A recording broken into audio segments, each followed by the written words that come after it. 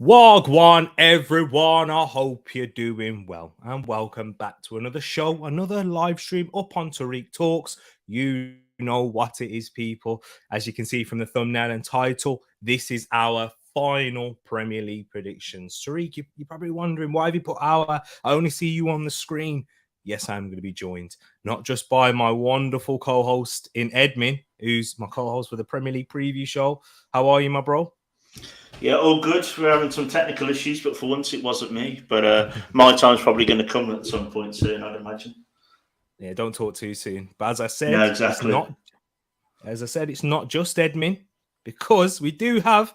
It's not his first appearance. It's probably his fourth. Actually, I can't remember. But he's been on it multiple times, and it's my brother Matt as well. How you doing, man? How you going, Tereak? How's things? You all right? Yeah, man, I'm all good. Sitting pretty at the top of the league, of course. I'm wearing. Oh, yeah. I probably haven't. That was what, 12 seconds? Who had it on bingo? Hold on, we had a bingo going here. 1 second. I think I had 38 seconons. Yep. Yeah, just because you two are struggling at the moment. I wouldn't say don't we're need to struggling. rain We're doing all right. I don't think everything's struggling. We're doing all right. Nah, you are doing all right, actually, in regards to expectation. What we'll get. Well, we're gonna delve into all this. That's the thing. We're gonna delve into all this, and we're really gonna ridicule everybody here. So, looking forward to it.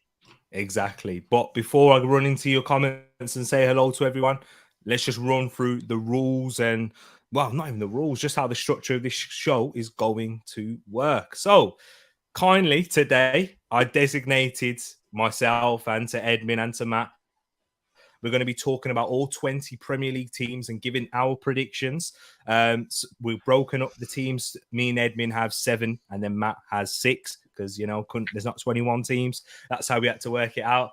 And we're going to be talking about these individually, talking about their strengths, their weaknesses, / areas of improvement, star players, players one to watch, breakthrough players, those types one there. And we're all going to give our final predictions as well. And guys, not just us. If you didn't catch the first Premier League prediction show, it's down to you as well. You can do it in the comments after this video. Guys, you can get in the stream as well and let me know your thoughts on when we discuss in each team and how they're going to do this season. Talk about any key players or any topics or any questions that you may have. And you know what? Have I explained it well there, guys? Is there anything else that I might need to add? Oh, yeah, potentially between us three. I kind of dropped it on these last minute just to add a little bit of spice to the situation. Edmund's very familiar with that. There's going to be a forfeit as well. Just between us three, not between you guys. Don't worry, you won't have to do anything. But the good thing for you is there's going to be prizes as well. If you're familiar with the Premier League prediction show in terms of a week-by-week basis that me and Edmund do, there's also a table running for that. And for this one, because you need to get your predictions in before the next round of fixtures, which will start at 12:30 before the Arsenal versus Spurs game, to be in with a chance of winning multiple prizes. Guys, I'm investing, money into the channel, and for you guys, that's what it is. Not even to do with me, it's for you. So more chance and more opportunity for you guys to win some more prizes. Join the Discord server to know a little bit more and follow and being kept up to date. Thanks by Edmin, who does all the stats. Is there anything else that you guys would like to add? Well, let's run through the points, the scoring system for the guys as well. There you go. Thanks for reminding me. So the score for the scoring system, it's broken up in a unique way. So we're not just going to be doing it based on exact positions. And this is because of Matt.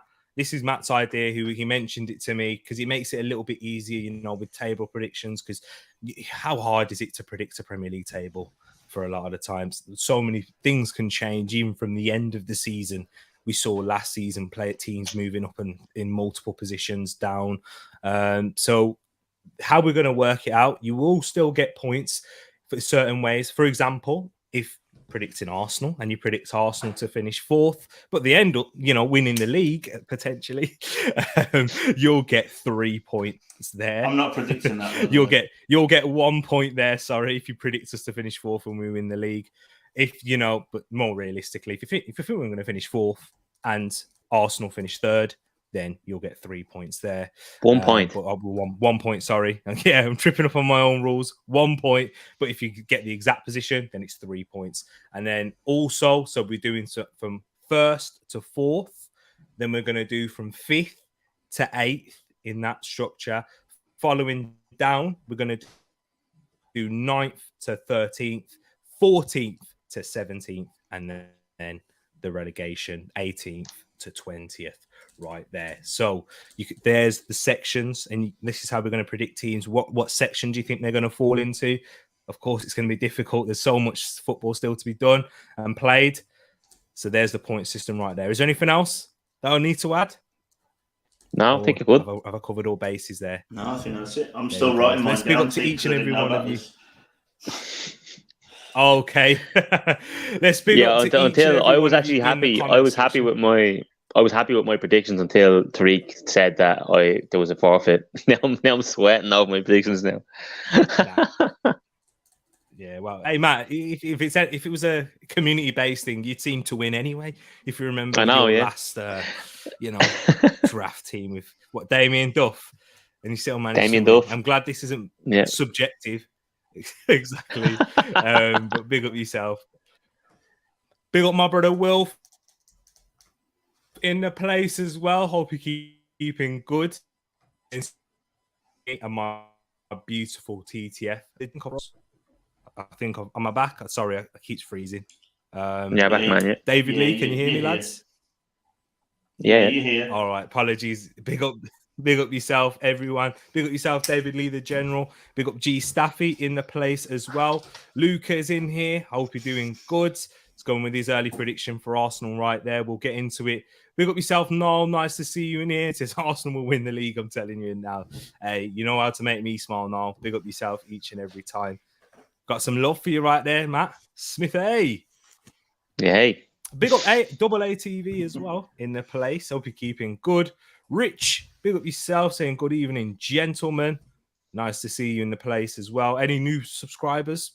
Welcome. It's nice to have you. And yeah, welcome to Tereak Talks. It's gonna be an interesting one for you. I'm sure of that. Big up yourself, Luke. Hope you're keeping good as well. And Paxton's in here. The main man himself, telling you to join the Tereak Talks fam Discord if you haven't done so already. There's the link. You know what to do. Join in with the conversations that we have. I haven't been in for quite a while, but big up to each and every one of you in the community. And look at that. Palace deserves Europe under Vieira. Any Vieira they're praise? Not getting any points. Yeah. What you deserve and what you get is very different. Yeah, anybody predicting Arsenal to win the league and Palace to get Europe, you are already off to a bad start. Yeah. Oh wow. Big up Moss in the place already. He's got his predictions in nice and early. Might drop I'm out. He's gone to what someone enjoys the international break. We found that one person then. yeah, that's what it is exactly. Big up yourself, Brush in here as well. Steffi is here too, and everyone else that's watching back on the replay. And Justin just sneaking in. We got Errol in the place. Good evening, gentlemen, he says, and good evening to yourself here. Right. So without further ado, all the introductions are done. 10 minutes in, and we haven't even got a prediction done yet. I think I should take it away. And I've decided I'm not going to talk about the mighty Arsenal first. I've decided to talk about Liverpool. Because this team, and if you don't know, Matt is an Everton fan, so yeah, he'll enjoy talking about Liverpool's not great start to the season. So we're looking at the Premier League table. Liverpool haven't had a great start at all. In fact, I'm just getting the table right here. Sorry, my internet connection is being slow. The eighth. Yeah, they're in 8th position in the table at the moment, which is not good for Liverpool. Only picking up 2 wins this season as well, 3 draws. One of them was against Matt's side, the mighty Everton, which was quite fortunate, I'd say, for Liverpool in that game, and 2 defeats one defeat as well. And we know that came up against Manchester United. With Liverpool, when I look at their strengths of the sides, I look at the spine of the squad. When I'm looking at this is where Jurgen Klopp seriously going to be trying to build his team and trying to get some continuity back into their side with that spine. If they can get the likes of Alisson, Van Dijk, who's not had a great start to the season. Same goes for Fabinho as well. And then the forwards in Salah, Luis Diaz, Jota coming back into the side looked a massive improvement when he played against Ajax. Can they build around that spine of the squad and get that continuity? And we know Liverpool are able to go on a roll of fixtures. The quality that they have in depth as well, they're probably, I know it sounds crazy right now because we're looking at a lot of injuries for their side, but probably the best squad depth in the Premier League. If you're talking about players that can play in multiple positions, well, players that can play in multiple areas. Look at the attack. They've lost Mane, but they brought in Nunez. You've got Diaz as well, who was brought in January. You also have Jota, who's going to be improved further on into the season. Mo Salah, of course, still yet to hit the heights as he did last season as well. It's going to be interesting.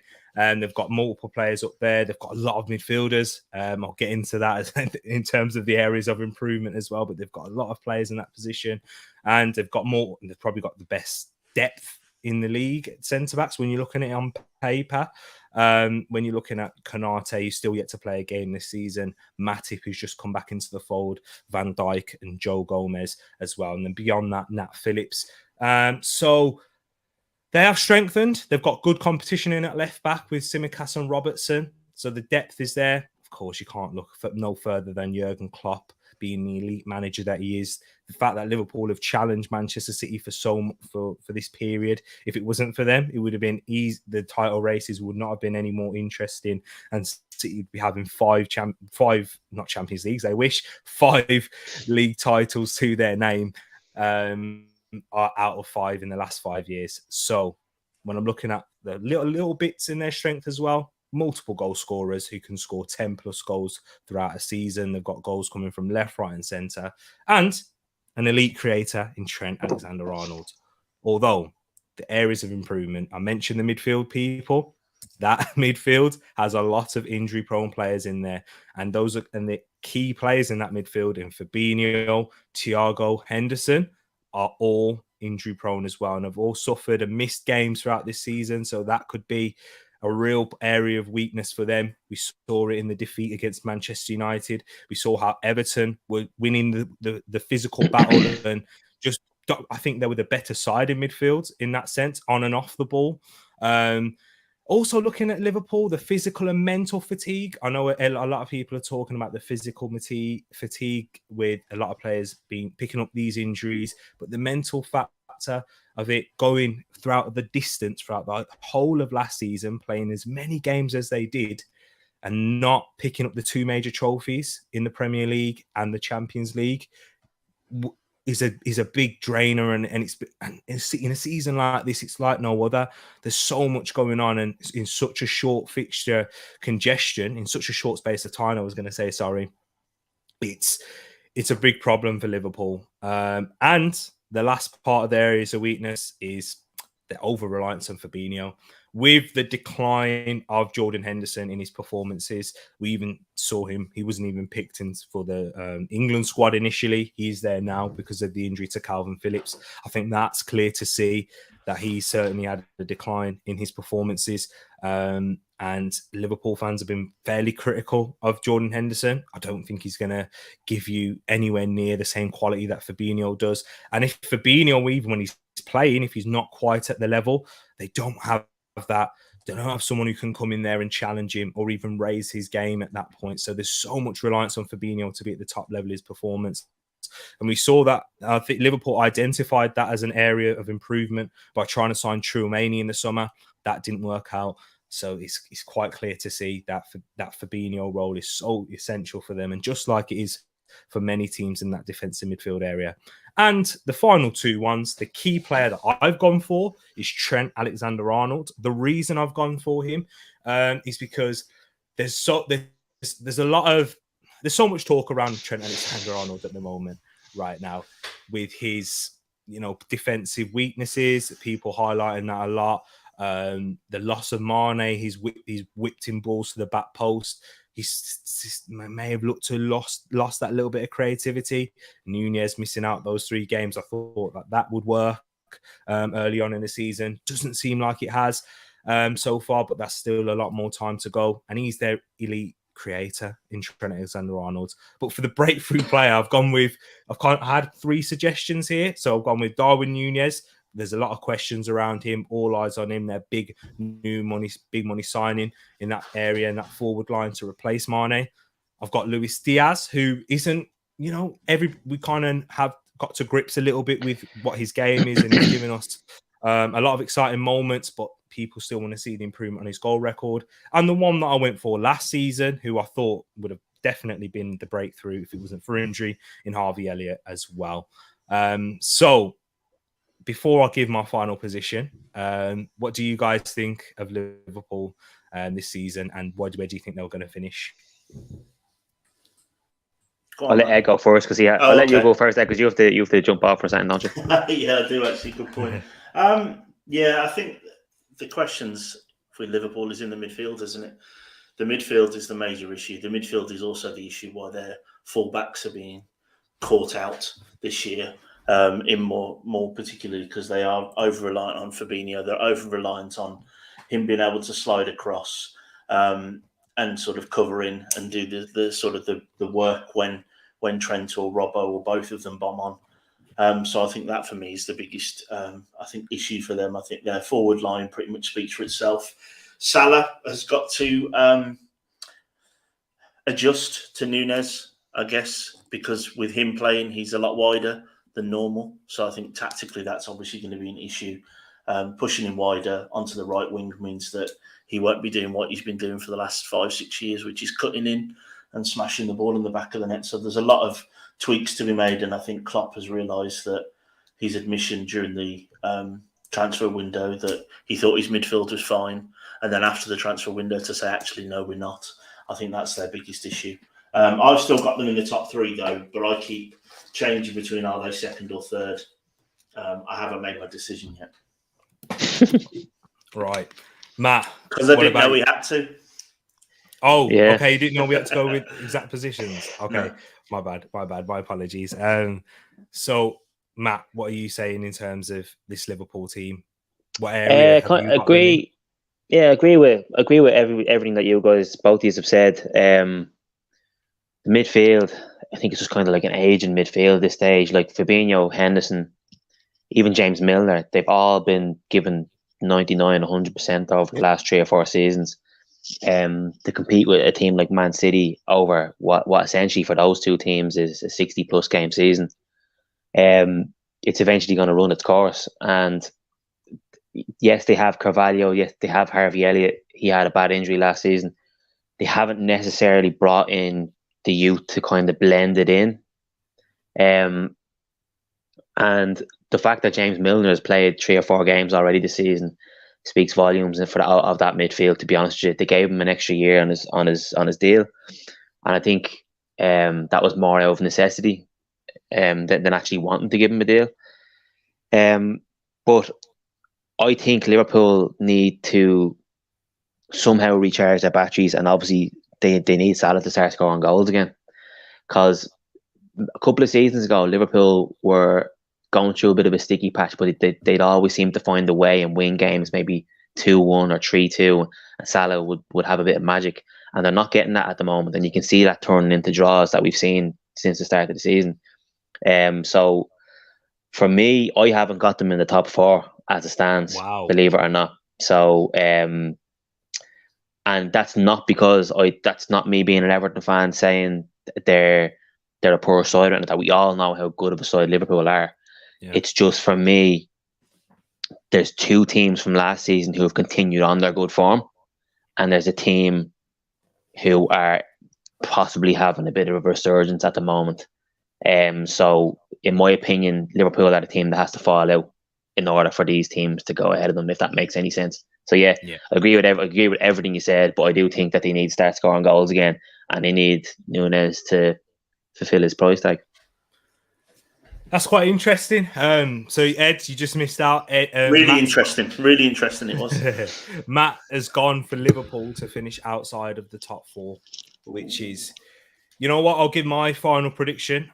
I do think they're going to finish in that Champions League play. So I do disagree. I do see where Matt is coming from in terms of that midfield, and it's not going to get any better as the season goes on. These players aren't going to get less injury prone as they are a year from even last year into their career, where they were already injury prone then. It's not going to get any better anytime soon, I don't imagine.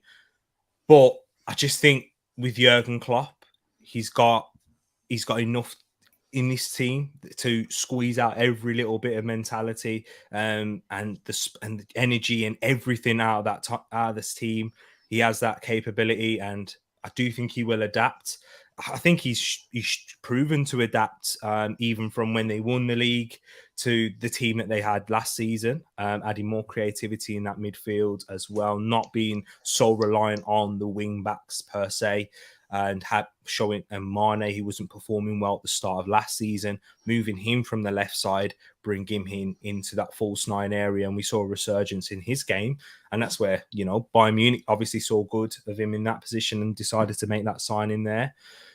I still think that Liverpool are going to finish second. When the going gets tough for us, but if they are going to finish second, they're going to need to have a massive run through this October period into November before the World Cup, because this is good. There's so many games that's being played and that matter in many different competitions. Who you're going to get in the Champions League you're going to find out in this period if they go through, which you'd imagine they would.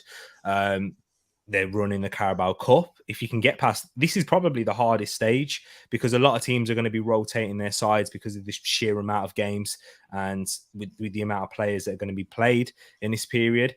If Liverpool can have a good run in this part of the season, they can kick on, and this is where they can go back and reach similar heights, not quite the heights that they got last season. So I've gone with Liverpool to finish second. What about you, Ed? You said top three. Have you thought of a final position for them? I put them second out of default, Yeah. And I'm going to stick to it. But while you were talking and while you were giving me sort of the précis of what Matt said, I was going down my list going, they could go all the way down to fifth quite comfortably. But yeah, I can't ride the Arsenal train quite that hard, so I'm going to go with Liverpool second. Liverpool second. And where have you gone with them, Matt? Fifth. Yeah. Woo! No, like I said, Ed missed it out, and obviously everybody was watching it. But I just said it's going to be one of those where it's going to be like last game of the season job, and I just think there's two teams who are continuing on their form from last season, in who we'll talk about, and one team that's in a bit of a resurgence. And I think Liverpool are just taking that bit of a step back, and you can see that defensively they've been caught out because their midfield isn't protecting them anymore.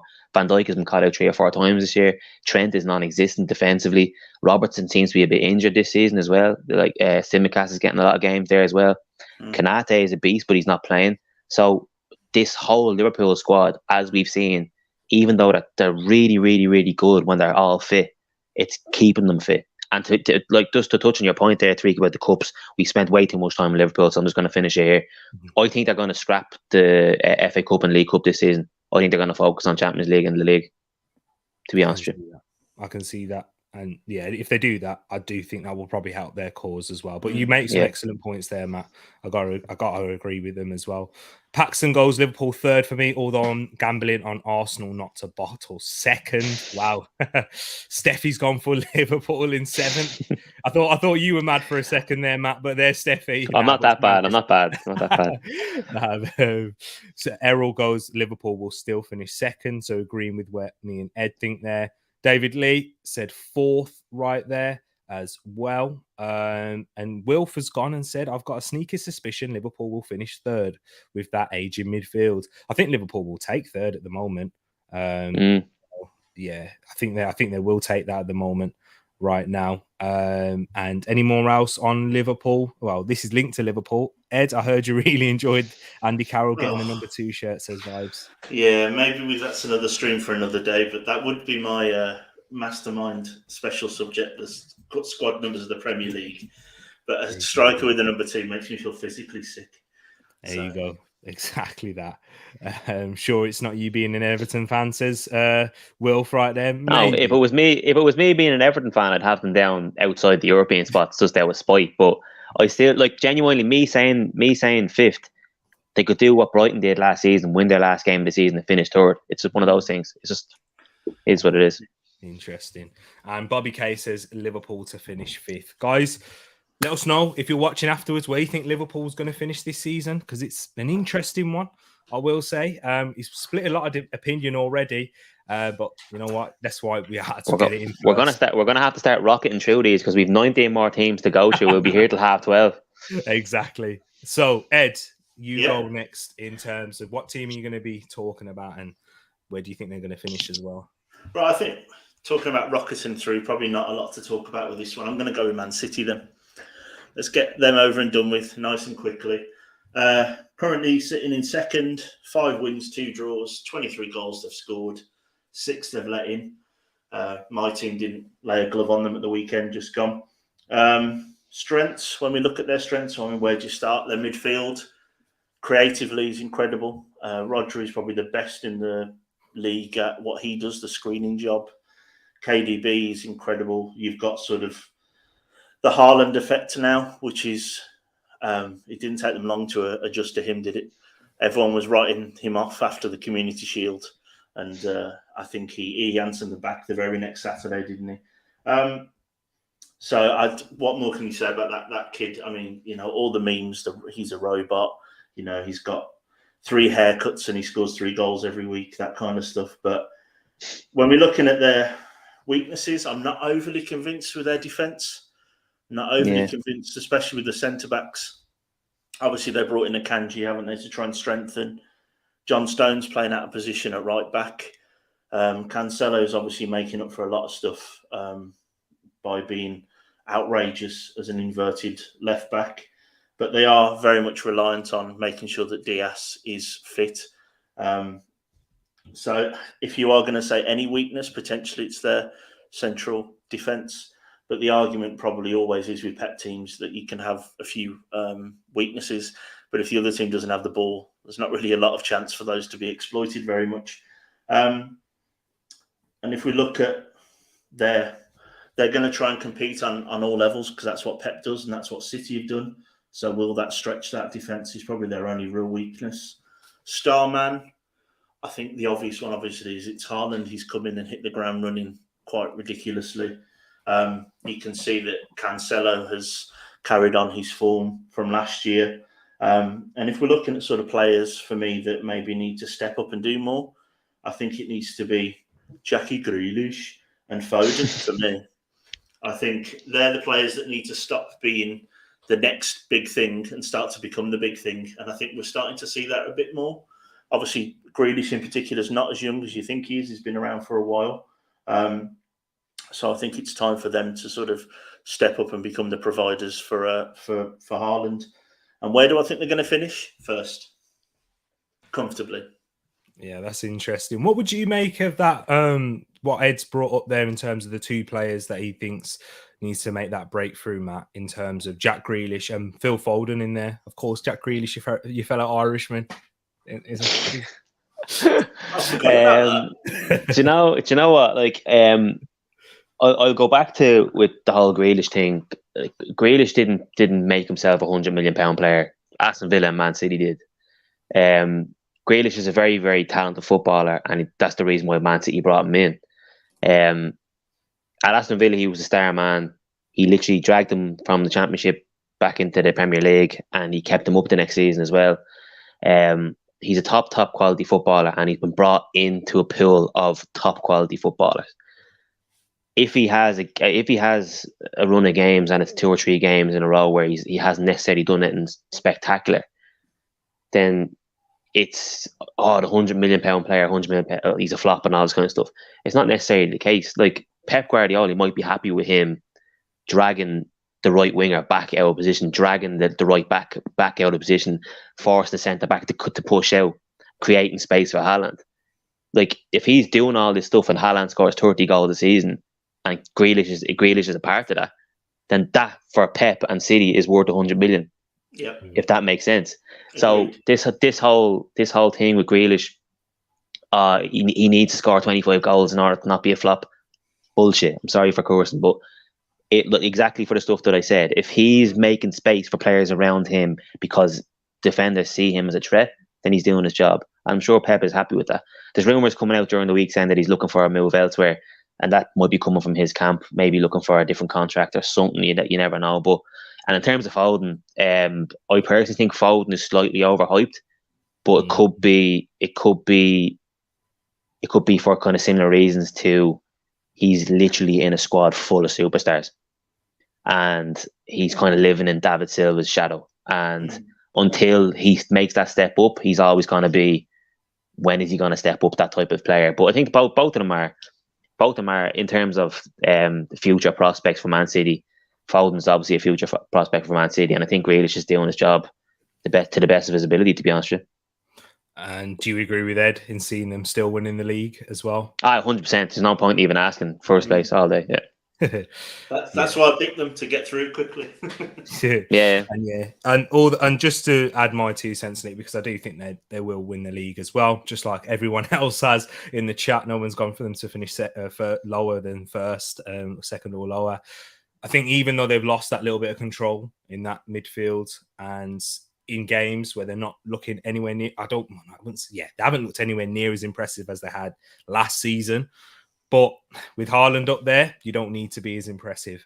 But they start slow, Tereak. They notoriously start slow, and then they just kick into gear. And in terms of Liverpool and Man City, if there's going to be a first and second title race, Fabinho was here, Rodri was here, and it's gone like that. In 6 months. Yeah. So that could be the difference. Definitely. And Matt, we spoke about Man City. Now it's your turn. Your first team that you're going to decide to talk about. And who's it going to be? It's going to be Spurs. We'll talk about Spurs. Just because they're the first on the list here, I have them written down. For me personally, I think Spurs have the best attacking options in the league. In my opinion, obviously Haaland on its own is incredible, but in terms of Son, Kane, Richarlison, Kulusevski, then you have Perisic as well, who's down as a defender in fantasy football, but he's actually down as an attacker if you look up everything else. In terms of Son got top goal scorer last season. Kane, we know, is an unbelievable goal scorer. And this season is the first season in a long time that I've been able to look at Spurs and say they're actually able to drop players to the bench and bring a likes of Richarlison in or Kulusevski in. A couple of seasons before, if Son got injured, Spurs were in trouble. If Kane got injured, Spurs were in trouble and they dropped off. Now you could actually play Son on the left, Kulusevski on the right, and drop Harry Kane if it's a smaller game or a weaker game, and play Richarlison through the middle, or vice versa. Drop Son like they have been doing. And what it does, it drives competitiveness as well up in the ranks, because you've seen exactly what happened then with Son on the weekend. Came off the bench and scored 3 goals as a bit of a 2 dropping me in the first place. So fantastic going forward. That's the strengths for them. The weakness I want to talk about is probably, I struggled to find the weakness, but for me it's probably the centre back positions. Romero was injured for 3 games this season. They've conceded 7 goals and they've only had 2 clean sheets this season with Spurs. Now they might do what Liverpool did a few seasons ago, concede 2 goals but score 4 or 5, which is fine. You're still getting 3 points. But Davinson Sanchez obviously hasn't done the business. Conte doesn't seem to like him. Eric Dyer seems to be making a bit of a comeback there as well. But for me, obviously Romero is going to be starting, but he seems to be picking up niggly injuries for some reason as well. So I think they're a little bit weak at the centre half position for me, and that's the only real weakness. I think their midfield is fantastic. Their wing backs going forward are fantastic as well, I think as well. And for my key player for Spurs, I could have obviously went with Harry Kane or Son, so I decided not to do that. And I actually went for Højbjerg, their defensive midfielder. I think he's fantastic with the work that he does. He literally takes all the pressure off the centre halves. He's played every single minute in both League and Champions League this year. He's just one of those players that you mightn't necessarily hear a commentator say his name all game, but he'll be a 7.5 out of 10 every single time he plays. Comes up with the odd goal as well. So I think he's their key player this season. Honourable mention to Richarlison. And the reason why I say that is because I think he's going to be their utility player this season. He's going to be the man that gives those players a rest. Son, Kulusevski or Kane, for potentially Spurs having that 60-game season. So honourable mention for them. Breakthrough season for me is Ryan Sessegnon, the forgotten man for Spurs over the last I think he's there 4 years now, is he? He's there a long time. And Conte doing what Conte does best and shipping Reguilon off and bringing in a player who they bought a few years ago and turning him into a world beater. So he's played a good few times this season already. He seems to be a real attacking threat for them as well, and he seems to fill it out a bit. So I think he's going to have his breakthrough season this year. And for my player to hopefully have a good season, obviously I want to give it to Richarlison, because I think he's made that step up now to the Champions League European elite. I think at Everton he was a superstar, everyone loved him, but everyone always said he's not that good. Can he make the step up? And I think this will be the season that Richarlison shows his worth. So, and in terms of my prediction of where they're going to finish, I have them to finish second. Ooh, interesting. No wonder no wonder Bobby's loving you, Matt. But now I have to agree with everything that you said in there as well. There's nothing that I really disagree with. Even when you've spoken about the area of improvement or weakness that they have, I think their defense, and I think you can also link in the midfield as well, the fact that they're not able to control games really with the ball.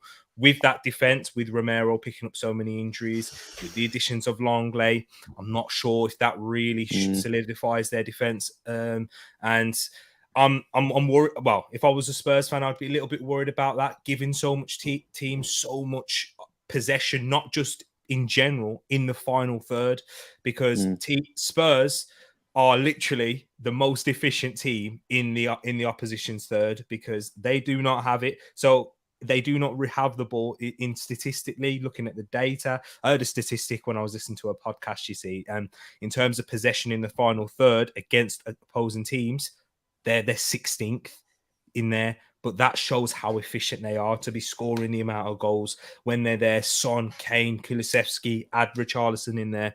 They are really good at that. So in my final position that I've gone for Spurs, I think they're going to be in the top four, but it's difficult. It is really difficult. Don't be spiteful. Don't be spiteful. Come on. I'm going to say fourth. I'm going to say fourth. Nah, I think, yeah. You just sacrificed 3 points, man. Come on. I think they will finish fourth. I've gone with Liverpool in second, and Spurs to be in fourth as well. So that leaves one space, of course. Yeah. I'm unsure about Antonio Conte even being there by the end of this season. That's still in doubt, of course, if you've heard the news recently. Not sure how credible it is, but Juventus thinking about sacking Allegri. That might not happen until after the World Cup, in my opinion, but then that could leave the door open for Conte, who's never shown loyalty in that sense. Especially wouldn't do it for Spurs when he could have a chance to go back home to Juventus. I don't think so. I just think that with that uncertainty surrounding him, I think it's quite volatile there. So I think that they will finish fourth. What about you, Ed? What do you think? How do you think Spurs are going to fare this season? Well, it's like I'm copying you now, because I'm going with Spurs fourth as well. And I just think, just because obviously we're going to try and speed through this, the one thing I will pick up is I think Matt is spot on with his Højbjerg shout. I absolutely love that guy. I think he is a leader. I think he's a proper captain. You saw how he was with Son the weekend after he scored every goal. He was pointing at him, making sure everyone knew that he hadn't gone anywhere, that this kid was just going through a poor patch of form, and he put Leicester to the sword. So, yeah, I've got them fourth, but I was so interchangeable with Liverpool, Arsenal and Spurs when I was writing it all down. I've done it like 4 times on my piece of paper here, but I'm going to stick up at going there fourth. But I could easily see them finishing second or third. But that's what I was going to say. Yeah, second to sixth for me could change overnight. Yeah, it really could. It's so competitive this year. Exactly. Injuries is a massive part. That's where it Yeah. could affect either. Yeah, I think it is very tight in that area. And just my final bit on that, Bobby, he said he'd never managed the Italy team. He managed the Italy team. He said he also said he'd never work for Inter Milan, and he worked for Inter Milan. So I don't see Conte leaving this season. He's invested too much into this team this season. I think he'll see this season now. But I do agree with you. He's that type of manager who would probably win the Champions League with Spurs this season and then just leave.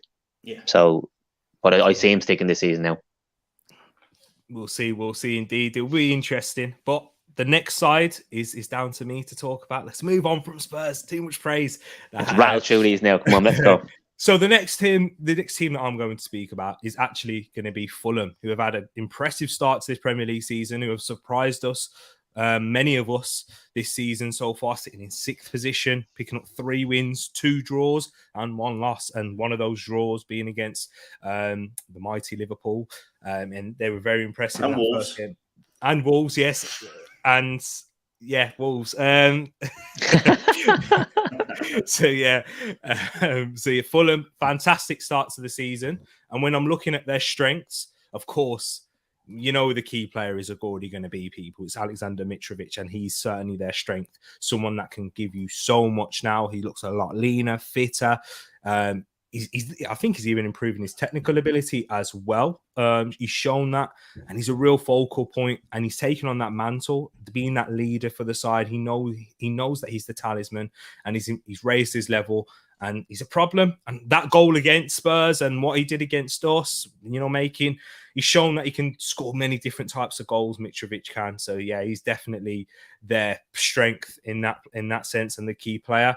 I think the fact that a lot of this team have been together for a while, that team's chemistry, that cohesion that Marco Silva seemed to have brought up with this Fulham side, I think that can have them in good stead if they come through these sticky patches. Of course, their main aim that they're going to be aiming for this season is just to stay in the league. If they can do that, they've invested well. They've got a mixture between young players and experienced players in there. So I think they've got a good chemistry and cohesion as it stands. They've shown that they're very effective pressers as well. They can mix it up. They can do the sit back and try and counter attack. But if we need to be the aggressors. We can press, so they can dig in. They've shown that versatility in that sense. And linking with the cohesion again, the defense, that's the area that the part of the team where they've been through together the longest. Although I'm not a massive fan of Tim Ream, they built a good partnership with him and Tosin Adarabioyo. I think they've looked solid at points at the start of the season.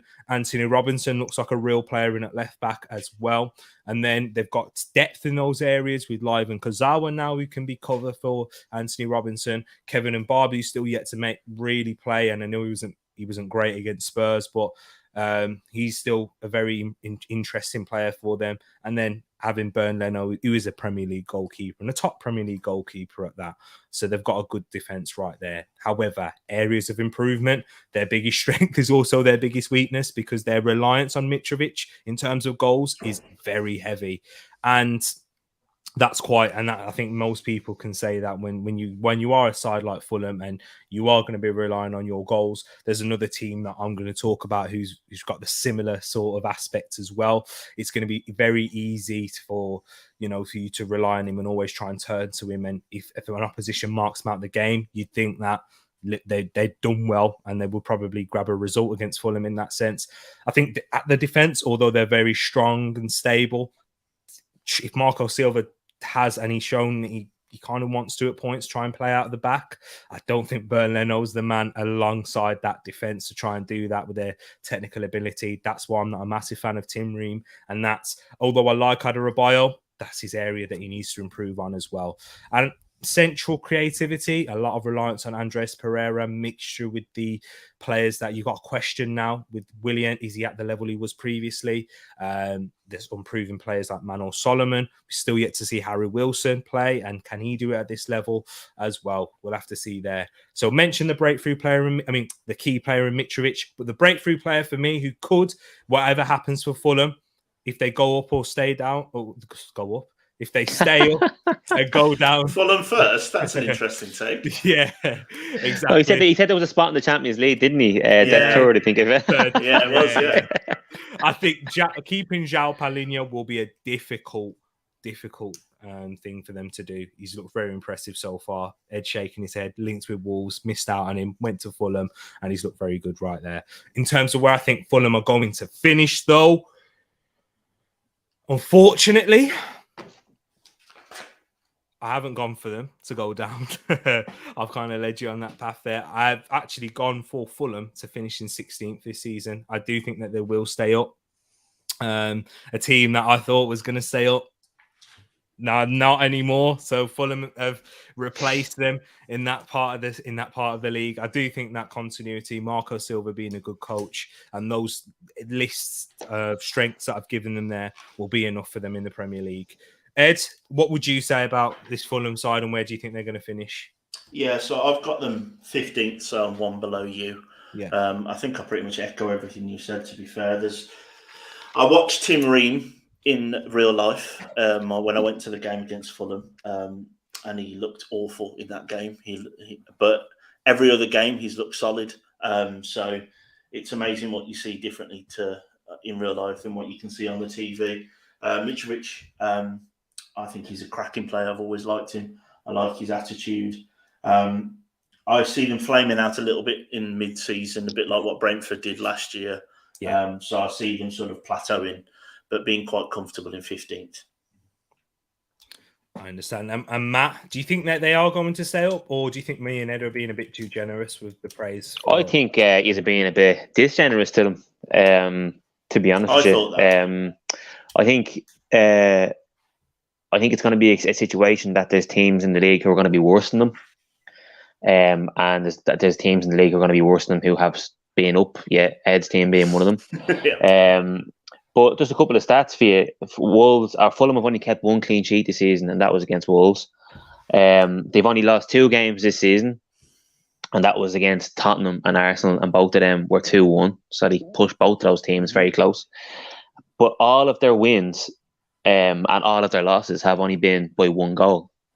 So they're staying in game, but they're also letting teams kind of still be in with a chance. I mean, like winning at home to Brighton, winning away from home to Forest, a team that they came up with, getting the draw away to Wolves, it was a decent one early on in the season, and getting the draw against Liverpool. They've had a really, really good start, but I agree with what Ed said. They are going to eventually plateau.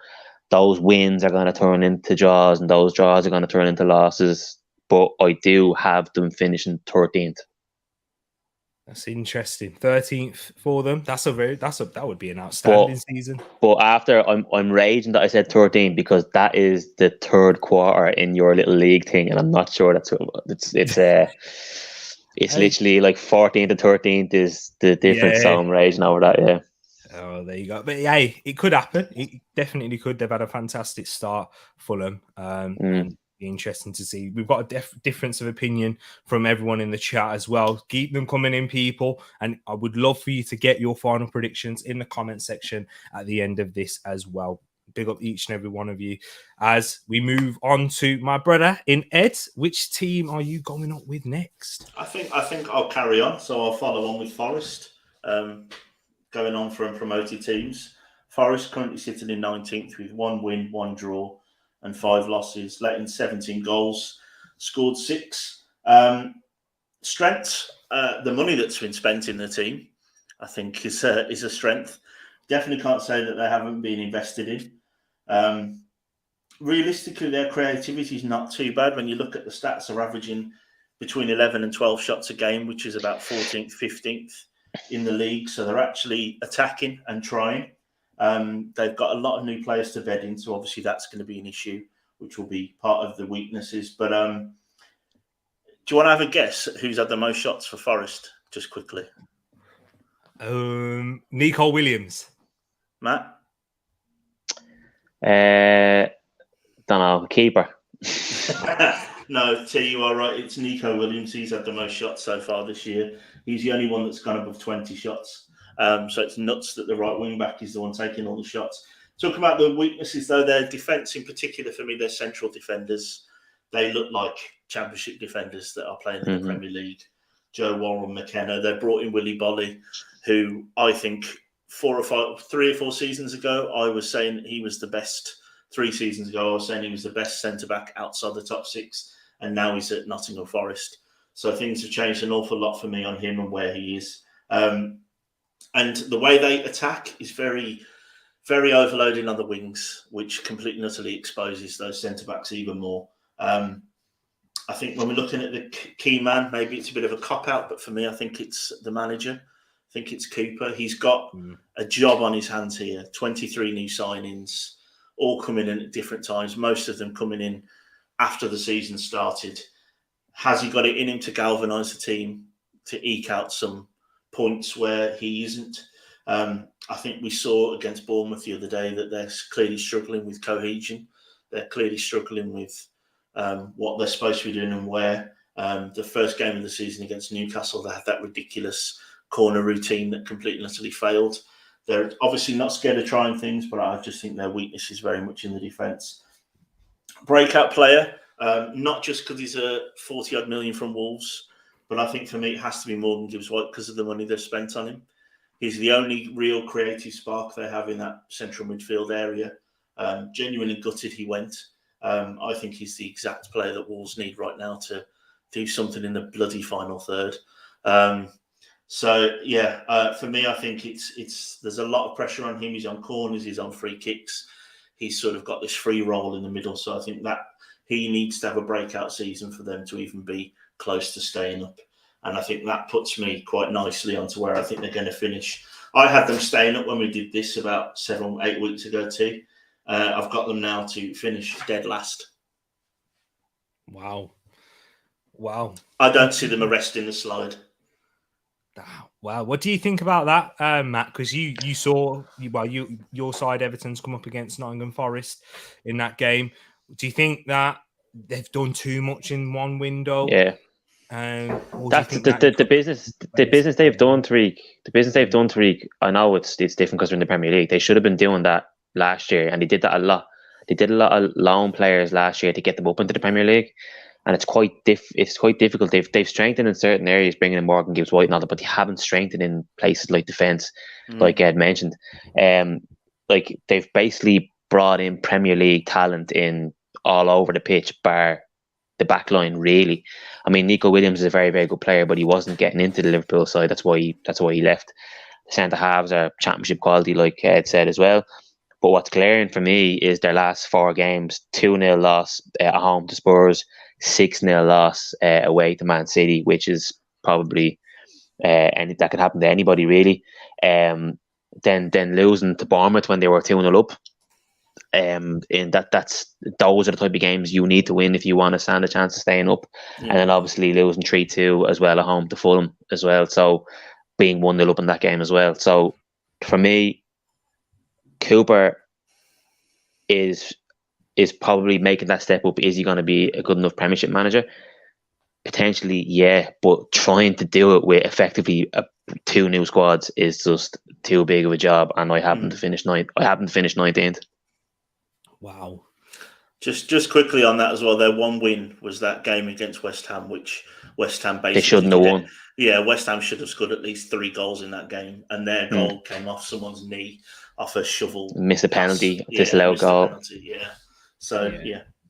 It's true. My final position that I've gone for Nottingham Forest is actually in 15th. I do think they will stay up. I'm someone who's leaning a little bit towards the latter, and I'm someone who really rates Steve Cooper as a manager. And he took over Nottingham Forest when they were rock bottom of the league, and he got them promoted, of course. And I think he's a very good coach in that sense, that he'll be able to get these players to gel quickly together. And we saw it last season in the Championship, where they've had a lot of loan players. They had some more come up in January as well. I think it was always a difficult task to begin with. My only worry is that the owners may get itchy fingers and they might pull the trigger because of the amount of investment that they have made. And Sean Dyche is available. Yeah, exactly. But with that, I just think you've got to see it through with him.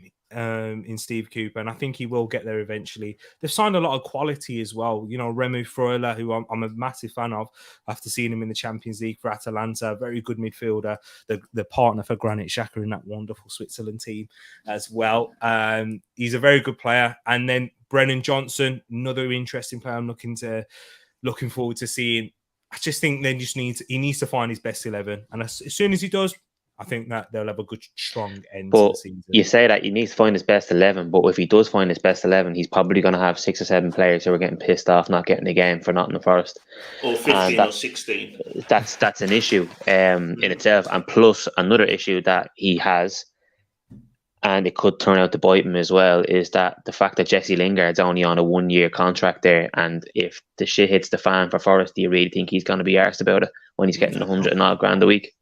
So I don't think. I think I want Forest to stay up.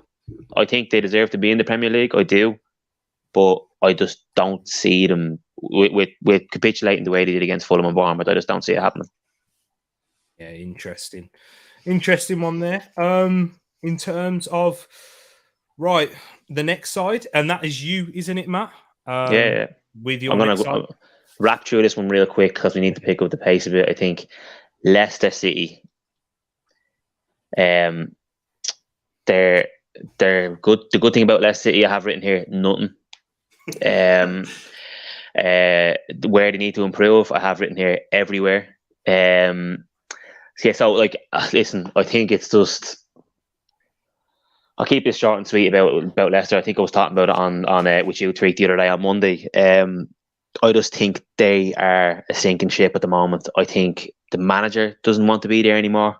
I think the owners are just kind of, let's just stay in the Premier League mentality after challenging for Europe the last couple of seasons. You have players there in Madison, Tielemans, who do not want to be there. So that's the issue you have there. You have centre halves there in like Johnny Evans is a solid centre half, but he's the latter side of 30 now, touching 40 probably, is he? So new choose never fit. They've lost Fofana. Their wing backs, their right backs and left backs just don't seem to stay fit either. The only thing that they have going for them slightly is that they're still slightly a threat going forward. In Madison, Harvey Barnes, Dewsbury Hall coming from midfield. Vardy doesn't seem to be doing it at the moment. But they're still scoring goals. They're just all over the place defensively. And key player for them is James Madison. The reason why I said Madison is because I literally couldn't think of anybody else to pick in that team. Honourable mention is to Harvey Barnes, but it's just because he's the only player in that team that I think has a bit of pace that can do a bit of damage at the moment, bar Jamie Vardy. The over-reliance on Jamie Vardy has finally come to fruition, and you're seeing the inadequacy in Iniacho and Daka, unfortunately. Breakthrough season players, Dewsbury Hall. I actually think he's a really, really good player. I think he's a fantastic player for them. I think he's good enough to play like at a European level? No, but I do think he's the type of player who's going to give his all for that team. He doesn't have an ego. He feels privileged to be playing for Leicester, and I think he's the one who will die on the sword or jump on his own sword for them. Player who I have written down here, who needs to have a good season, which might be surprising for the two of you, is Yuri Tielemans. I think if he downs tools and shows a shop and starts to get dropped by Brendan Rodgers or the new manager that comes in, he might find it very hard for Mikel Arteta to come in and offer him a new contract on mad wages. That's the only issue that I have with Yuri Tielemans. And the position I happen to finish, surprisingly, is 18th. Relegated. And what do you make of that, Ed? In terms of, do you think they will get relegated? Oh yeah, I've got them in 19th. I was actually gutted that I didn't get Leicester in the list because I would have done exactly the same as Matt. What's wrong with them? Everything. What's good about them? Not a lot. Not a huge fan of Rodgers in the first place, and now an unmotivated Rodgers is not going to make it any better. Who they remind me of is my own team under Mick McCarthy all those years ago. You get to a certain level where you're comfortable, and you just think that those same players week in, week out are going to get you what you need to get there, and it doesn't work. So that's who they remind me of. But they are a better team than what Wolves were. We had a team full of Championship players playing above themselves. But I just mean sort of the mentality around everywhere. Can I ask you, what's your thoughts on James Madison? Because he has looked to be their shining light so far this season. Have you been impressed? Not overly. I think it's easier to look good in an awful team when you do flashy things. The one thing before we move on, lads, the one thing I found glaringly obvious with Leicester was the fact that Kasper Schmeichel left out of nowhere for €1 million. He was, I said it to Treat the other day on the weekly armchair stream. I said he was the captain, the leader, the face of the club, the man who came out and gave all the interviews, the one who backed the manager, backed the players if they had a bad game, all this kind of stuff. And then the transfer window opened and he was gone for €1 million. And that was glaring to me. He's probably sat in there and said, this club is going down or going backwards and I'm not here for it. And he went off and got a new contract at Nice. So that was huge for me, to be honest with you. Yeah, well, I got to agree with you. And that's who went for them in 18th? Because that's exactly where I've gone for them 18th, as well. Yeah. That was Matt. I went 19th. Yeah, I just think this is when it kind of links in what I'm saying with Forest as well. I think atmosphere around the club is so vital and important because they started off on a negative foot throughout the summer. Even the owners have come out and they said it in their match day program that yes, our summer has been awful. It's been bad, but we know, but we're trying to build Leicester for the sustainability of the future. And there's so if you're seeing this level of performance from players like Madison and Didi, Sionchu, who was one of the most highest rated centre backs at one point for them, Vardy, new signings like Daka, Tielemans, as you said, Matt. I also think, Matt, when in that point, what you said about Tielemans, that he has to step it up because if he's going to get offers from other sides, I actually disagree. I think he doesn't. I think he knows, people know of Tielemans' quality now, and the fact that he's going to be on a free will make him an attractive proposition for but it's the question of character. Yeah. Integrity issues. I understand, but I don't feel like I've sensed that from Tielemans yet in terms of his character and those things. He has been dropped previously by Rodgers. He was getting dropped at points last season as well. I just think that pushing for a move, yeah. Yeah, it's just difficult right now when the club is in that direction and it's only going down for me. And the reason I think they'll get relegated is because they won't sack Rodgers. If they sacked Rodgers and got a new manager in, maybe, getting a new bounce out of those players, because out of the teams and around them, in terms of individual quality, they're good. But that's not... How many times have we said that about other Premier League teams previously as well? I think Rodgers is gone. I think Rodgers is getting sacked next week. I think they're playing their next game, I think, is Nottingham Forest. Yeah. I think their next game is Nottingham Forest. If they lose that, which I think they will. Which I think they actually probably will. And I think the man for that job is Sean Dyche. Possibly.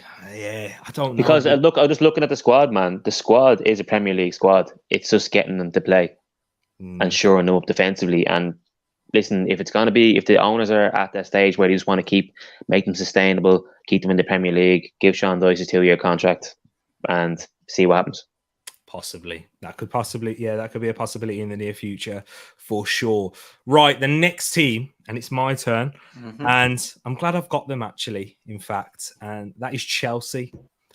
Guys, they've not had a great start to the season at all, Chelsea, which led to Thomas Tuchel getting sacked, of course, sitting in 7th position with 3 wins on the board, 1 draw and 2 losses, which isn't disastrous, but for what Chelsea are going to achieve with the amount of money that they've spent, I think it was the right decision to get rid of Thomas Tuchel. And this is the first time speaking on Chelsea since that's happened, because they only went and probably picked up one of my favourite coaches in the game for the time that I've watched football, the rise that he's had throughout going through the right pits of football, picking up players from there, taking them to Sweden, to Östersunds, bringing them from the 2nd division of the Swedish League into the Europa League, let alone winning the Swedish division right there.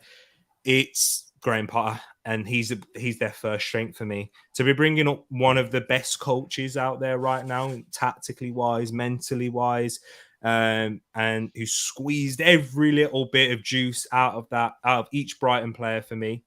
It's been fantastic, and it's a real good appointment for Chelsea. In terms of his strengths as well, he gives tactical versatility. He can easily shift from a 3 at the back to a 4 at the back. No one oh man, no one really knows what formation Graham Potter plays. Like you can't tell me about a nailed on formation that he plays. He's not a manager like, you know, a Conte, which is wedded to his 3 at the back, wing backs, and you know how he's going to play. He's shown that tactical versatility like he did in the Manchester United game, which Eric Ten Hag spoke about, and I mentioned it on stream before as well. The squad depth that Chelsea have with him, like people have said, oh yeah, how is he might struggle to get the best out of these certain players, but when you've got players like Reece James, Cucurella, Wesley Fofana, just those players at the back, and Cucurella and Reece James can be real sources of creative outlet as well. I think that he has big up yourself, Wilf. I think he has high quality players there. They are in the Champions League for a reason, although they were underachieving under Tuchel as well. So real good squad depth, but quality in depth as well. The creativity from wide, as I mentioned, is ridiculous. Reece James, one of the best creators in the Premier League right now, and it's going to be a big season for him. I might as well just say it. He's my key player. He's the player that I think is going to have the best seasons coming up right now. So that's going to be interesting there for Chelsea. And I like the mixture of youth and experience that they've got as well. Proven winners in your Aspilicuetas, your Thiago Silvas in there. And then, you know, you've got an experienced striker in Aubameyang to take over the mantle for the short term. But then they've also got deep, good young players in there that they've signed in. And you know what? That leads me on to my breakthrough player, who's one of them. I've listed a few for Chelsea, and Carney Chukwuemeka.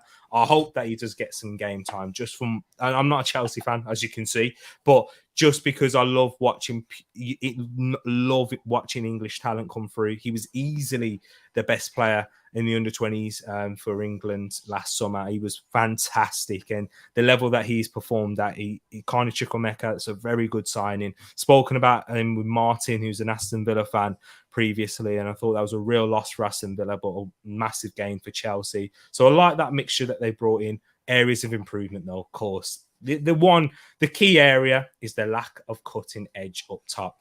With bringing in Aubameyang, who is an experienced player, and we know the quality he can bring. We know that's not been for a while now. Yes, he had a good spell at Barcelona, but he's not looked to his previous best or his sharpness. That could still come. He might find it. He might find that goal scoring touch again. If Chelsea can provide for him, he will score. But beyond that, their lack of edge, cutting edge, is a worry. Is a worry. The stability at the moment around Chelsea, no one really knows how Todd Boehly's going to operate, because he's been very confusing at the moment. I don't think he knows. No, exactly. Backing your manager with almost £300 million worth of signings just to sack him a few days after, making your final signing, bringing in loan players, bringing in Aubameyang and whatnot. The bloated squad. Matt kind of mentioned this with Nottingham Forest. When you do have players that aren't playing, it's more of a hindrance. So I've given them praise for their squad depth, but if you're not giving minutes to a lot of these players, it will only drag down the morale, which will make Graham Potter's job just that little bit more harder than it already is. And the last part of areas that I think could struggle, they've got different players that suit different systems now.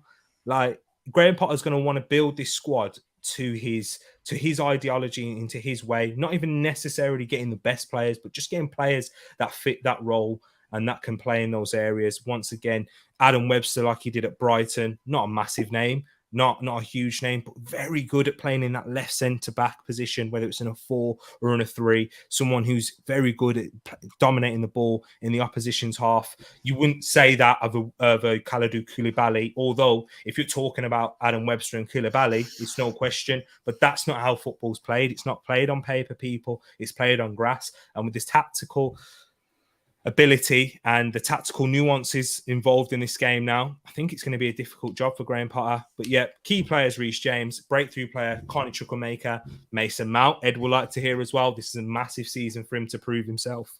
I think he's going to have to. A lot of questions surrounding him. If he doesn't, then I think the jury will remain out on him. Conor Gallagher, another one. If he doesn't have a great season, is he going to be there beyond this season? If he doesn't even show glimpses, he might be on the way out. And the players just signed a new contract in Armando Broja.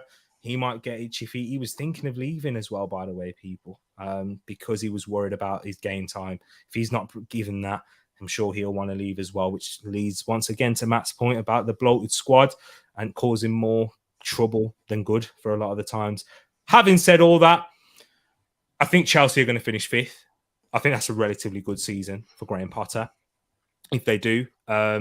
Chelsea fans, of course, your objective going into the season was to finish in the top 4. But whenever you change a manager, and if you're bringing in a manager like Graham Potter, if he finishes 5th, that's a good season for me.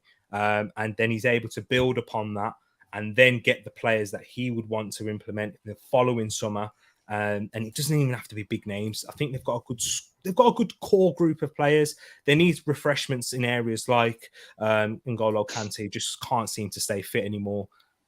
Chelsea, Graham Potter, they're going to finish 5th for me. What about you, Matt? Where do you think Chelsea are going to finish this season? And do you think Graham Potter's the right man for the job?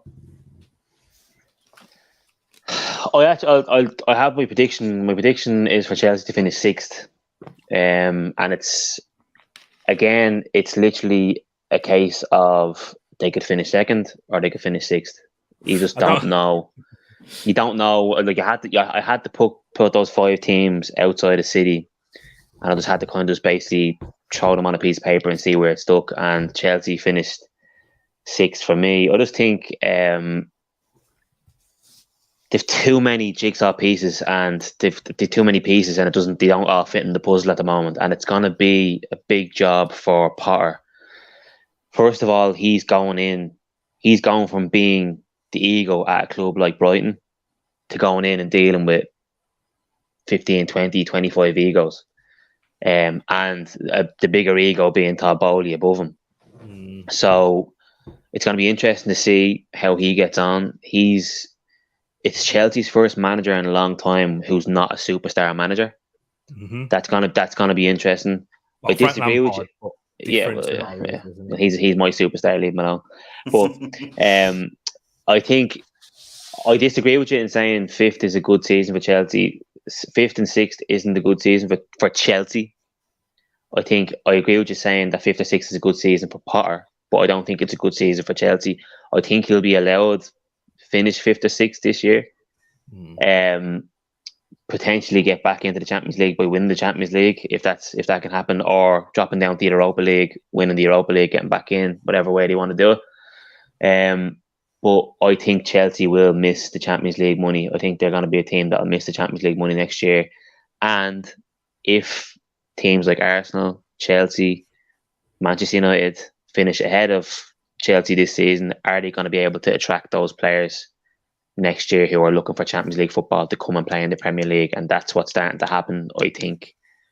They still have money, they'll still spend money. There's 63 million on Cucurella. But yeah, I have Chelsea finishing 6th. But again, they could finish 3rd, they could finish 4th, they could finish 5th. I just don't know. But I have them finishing 6th. Interesting. What about you, Ed? Where do you think they're going to finish? Yeah, I've got them finishing 5th, same as you, T. Very similar to what you both said. I think Matt's analogy of the jigsaw pieces is pretty spot on. And it's like trying to fix a puzzle when someone else keeps bringing you more pieces, which is what I'd imagine Todd Bowley might do. So I'm hopeful for Potter. I like him. I like the way he plays football. I like how honest and open he is in his interviews. It's going to be really interesting to see how the superstars at Chelsea deal with, this lad that's come, like you say, from the Swedish second division now to a top job in the Premier League. So it's going to be really interesting. I've got them finishing 6th. For whatever reason, whether it's the Chelsea curse of the number 9 shirt, I don't know. I don't see Aubameyang scoring anywhere near double figures for some reason this year. And my thoughts on Mason Mount, you can look back at every preview show that we've ever done about him. Massively overrated. So we'll see. But I've got them finishing 5th. Interesting one there. So we've gone 2 5th positions, 1 6th. So we all think Chelsea are going to finish outside the top 4. Let us know what you think, in the comments below, and any of the points that we've raised right here. But we're going to move on into Ed's team now. Ed, who's the team that we're going to be talking about next? Picking up on what Matt was talking about with Conor Gallagher, let's go for Palace next. Sitting 16th at the minute, 1 win, 3 draws, and 2 losses. Only scored 7 goals and conceded 10 so far. Their strengths, big fan of their manager, Vieira, up-and-coming manager, seems to have the sort of the run of the club a bit like Potter did at Palace, I think, at Brighton, sorry. Palace fans will want to murder me now for saying that. But so, yeah, I think he's obviously got his core. He's got the ear of the board. They've got a very good core of young players, Eze, Elise, Gay, Decore that they brought in. They're not solely reliant on Wilf anymore, which I think is massive for them and a massive probably strength rather than weakness now that they're not just a one-man club. Weaknesses, big fan of both of their centre-backs, but I think the strength in depth in defence for them in general is a big weakness, especially the right-backs. I'm a big fan of Joel Ward. I think he's a lovely boy. Nathan Clyne, but they're both the wrong side of 30 and not overly Premier League quality, you could argue these days maybe. And they've got their centre forwards. I know they don't play forwards to score goals, but none of their centre forwards really are prolific. I think Rich described Mateta as unorthodox. I described him as he doesn't seem to be able to stand up for more than 5 seconds when the ball gets near him. But I think you could take either step with that. But it'd be interesting to see where they go. And obviously their goalkeeper position is severely weakened after Johnson and Butland picked up injuries and haven't come back yet. And statistically, the one really interesting statistic that I picked up from when I looked into their stuff, their effectiveness on pressing anywhere in the on the pitch is only 25%. They're not very good at their pressing game. They're very easily beaten, apparently, which is something that Vieira is trying to work on. Key men, I've got the same key men as I have people that need to step up. I think it's time for Eze and Elise to not just be the next big thing and to start becoming that big thing like I talked about with Foden and Grealish. I think it's time for them to not be just flashes and sort of flashy on the ball, but to actually start to put it in, week out, and start to, put not necessarily just assists and goals, because like Matt, I think, rightly picked up on with Grealish, there's more to life than those 2 stats. But I think they need to be in the game more and affecting the game more. And where have I got them finishing? I wrote down mid-table at the start. Where have I actually put them? I've got them at 11th. So almost bang in the middle. There we go, right there. That's an interesting one for Palace, and yeah, I think it's a big point you've raised there, Ed, about the key players, the breakthrough ones as well. They need to improve it season upon season if you are going to reach the potential nowadays with the Premier League, with how difficult it is to get to these top sides. But what do you make of Palace, Matt? Do you think they're going to kick on from last season as well? Yeah. 2 seasons ago, I absolutely despised Palace, and I made no secret of that to the Eagle Eye boys. I absolutely hated them under Roy Hodgson. But they did what I wanted them to do, and was to literally have a complete revamp, release like 12 or 13 players and bring in a lot of young up-and-coming players, brought youth into the team. They brought a bit of quality in. What's the new centre midfielder's name? Decore, quality player like him as well. Zaha seems to have just turned on the afterburners this season as well. He's done really, really well this season so far. I just think that Palace will win games they have no right in winning, and they'll lose games they should not be losing. And that's the issue with Crystal Palace, is like they could probably beat Arsenal, they could probably beat Chelsea at home on a Monday evening, especially.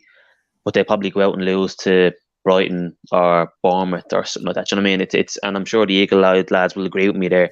But I actually agree with Ed. I have them to finish 11th. I just think they'll pick up 3 points every probably second or third game, and that'll just see them quietly climb the table.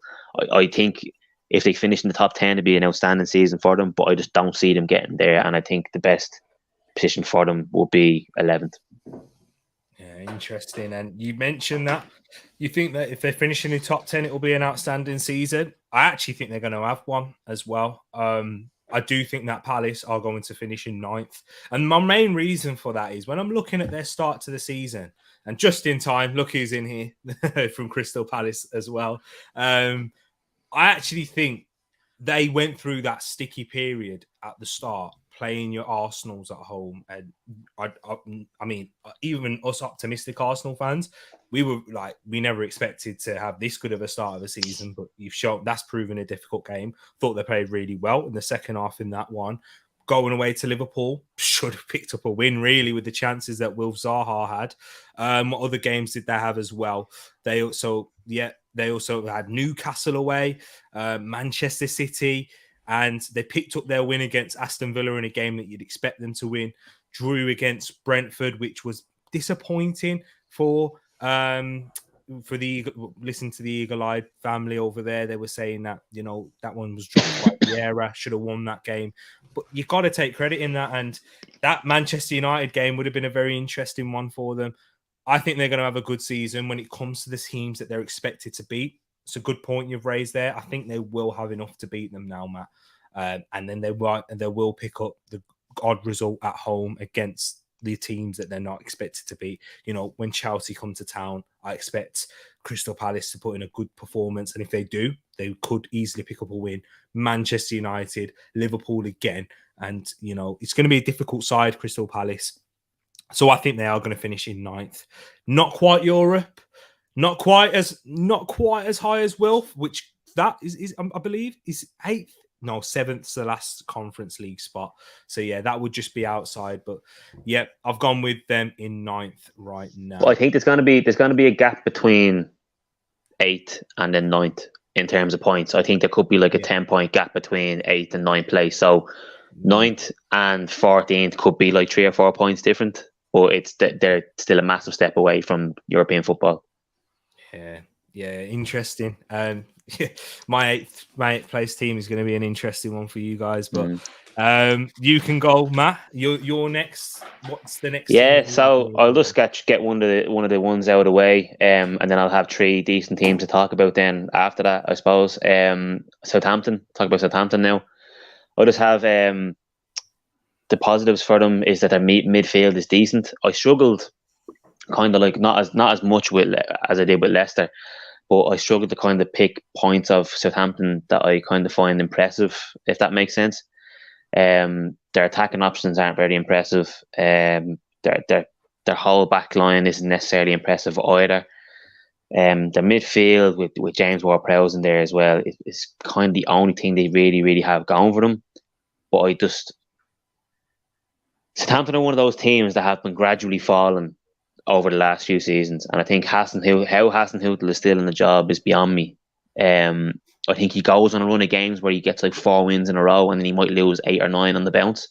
And I genuinely don't know. Like, they were so lucky they got the 38 points as quickly as they did last year, because if they didn't get to those 38 points, they were gone. And I mean that, like, they went on such a bad run towards the end of the season. Concerns here: concede a lot of goals and don't score enough. Obviously, what happens there, if you concede more than you score, it's not going to be good for you.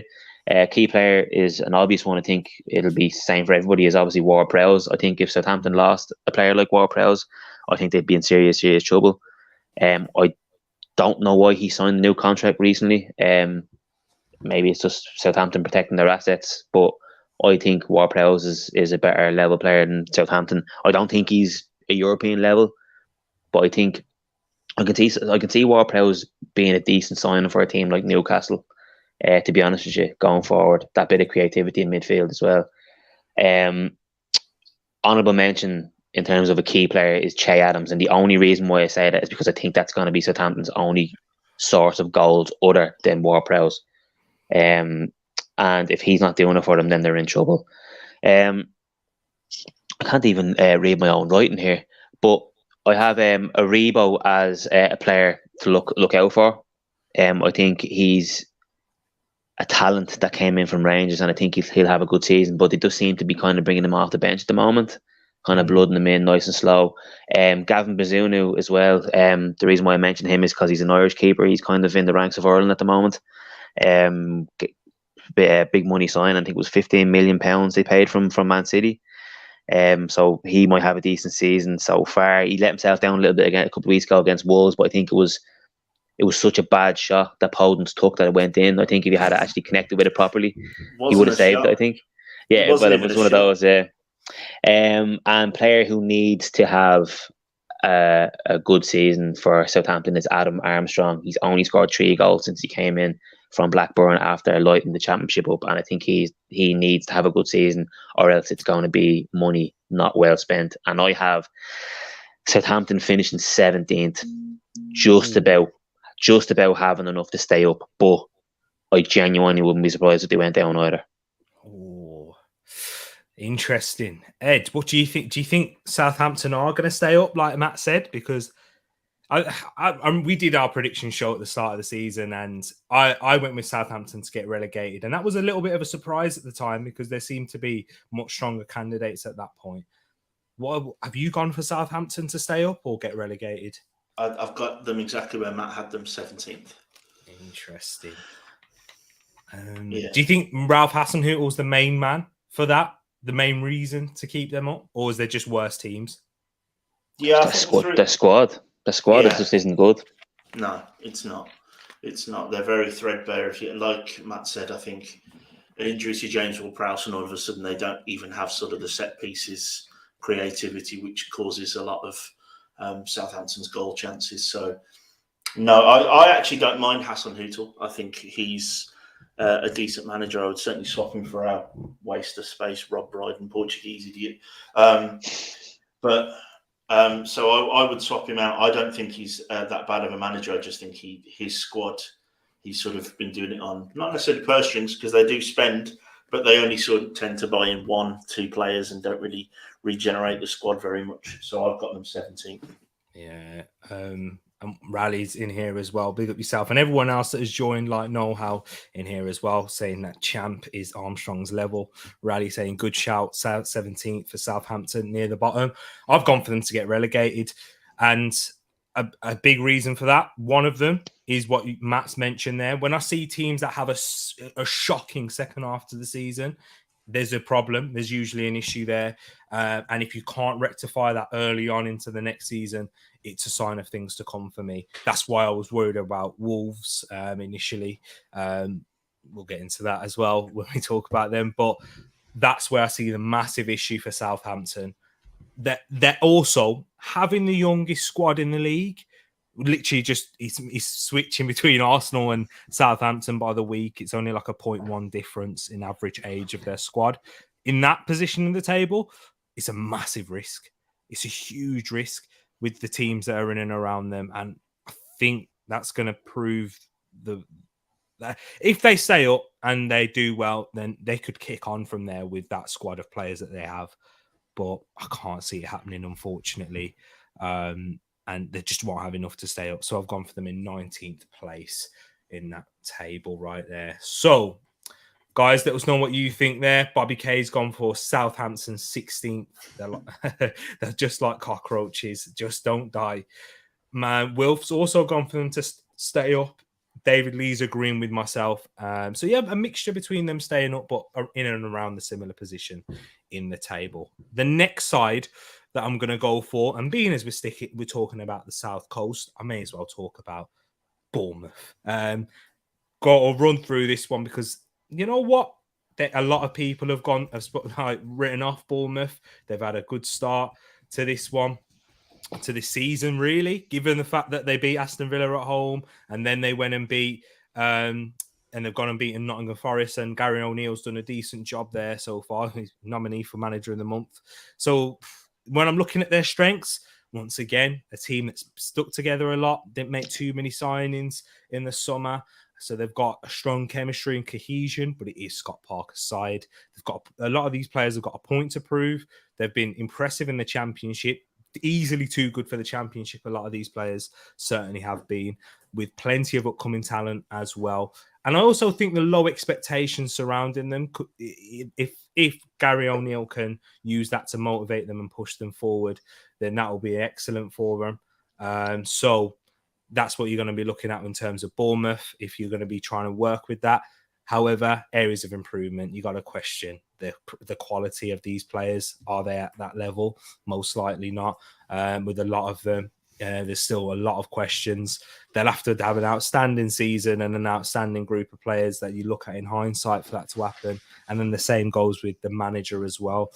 Is he the right manager to be leading this side? Once again, the club have spoken about they're not willing to invest in the side, and because they're trying to follow a similar model to Norwich as well. But the key players and breakthrough players, Dominic Solanke, if they are going to have any chance of staying up, they're going to need him and Kiefer Moore to be working in tandem. Very good player in the Championship, Dominic Solanke. Very highly rated at one point, was at Liverpool, was at Chelsea before that. Didn't get his chance at Chelsea, didn't really get his chance at Liverpool, didn't impress when he was given either. Done a good job at Bournemouth in the Championship. He's going to have to do something in the Premier League. Breakthrough player, and I think you should all keep an eye on, is Jordan Zamora as well. Very good player at that left-back position. Young Zimbabwean international as well. Good quality player. I think if they do go down, he'll stay in the Premier League, and a mid-table side will look to snap him up right there. But I have gone with Bournemouth to finish rock bottom of the Premier League. And is that what you guys have gone for as well? Have you got anything to add, Matt? Yeah, Bournemouth finish 20th. I don't see them finishing any better than that, to be honest with you.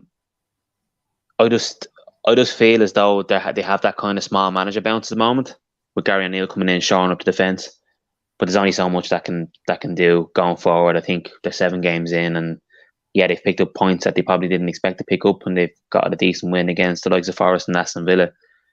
But like losing, 9-0 to Liverpool, and like they're gonna have more days like that, and I think it'll eventually they're looking, their points grabbing will eventually run out and they finish bottom. And would you agree with that there, Ed? Well, I've got them 18th, just because I think Leicester and Forest, I think they'll just be, I've just got them slightly above them, but I think bottom 3, and I think that bottom 3 might be detached even from the teams in 17th and 16th, personally. Yeah. Everyone's gone with them to finish in the relegation zone at the least, which is what everyone else has gone for. We've got Raleigh 20th as well. Lerma's a good player as well, but is he going to be enough? David Lee's gone for them in 20th. Anyone else? Bobby Kay went for them in 19th, only because Leicester will finish rock bottom.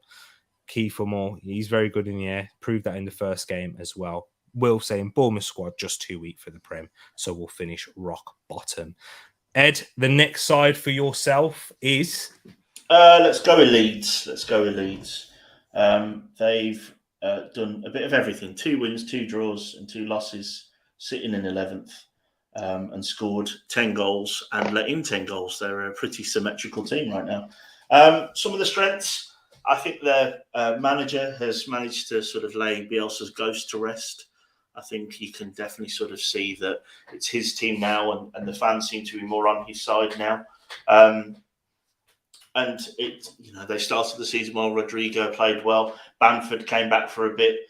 Their new signings in Aronson and some of the other players, Tyler Adams and that, have come in and seem to have done well. I think that's their strengths, that their new signings have come in and hit the ground running.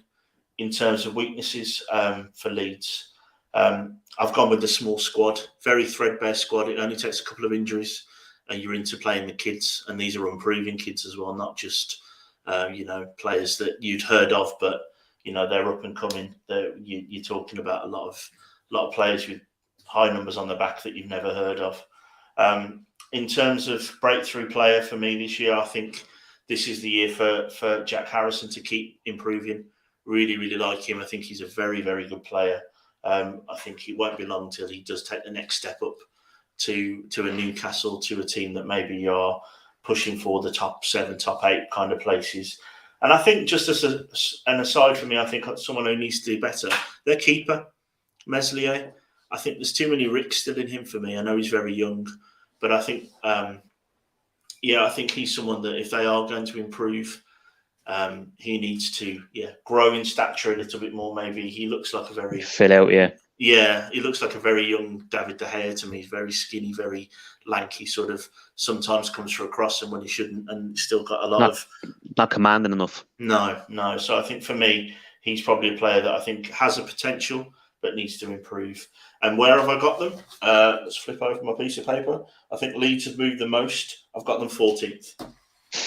14th position right there. Me and Ed have matched each other the last 3 predictions. So I have them 14th as well.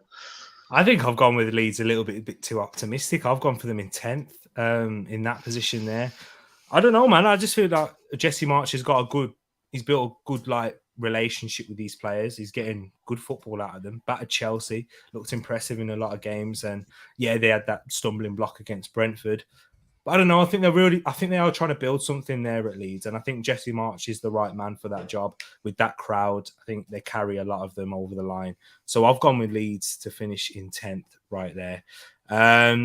Guys, let us know what your thoughts are on Leeds. Do you see them finishing into the 10th?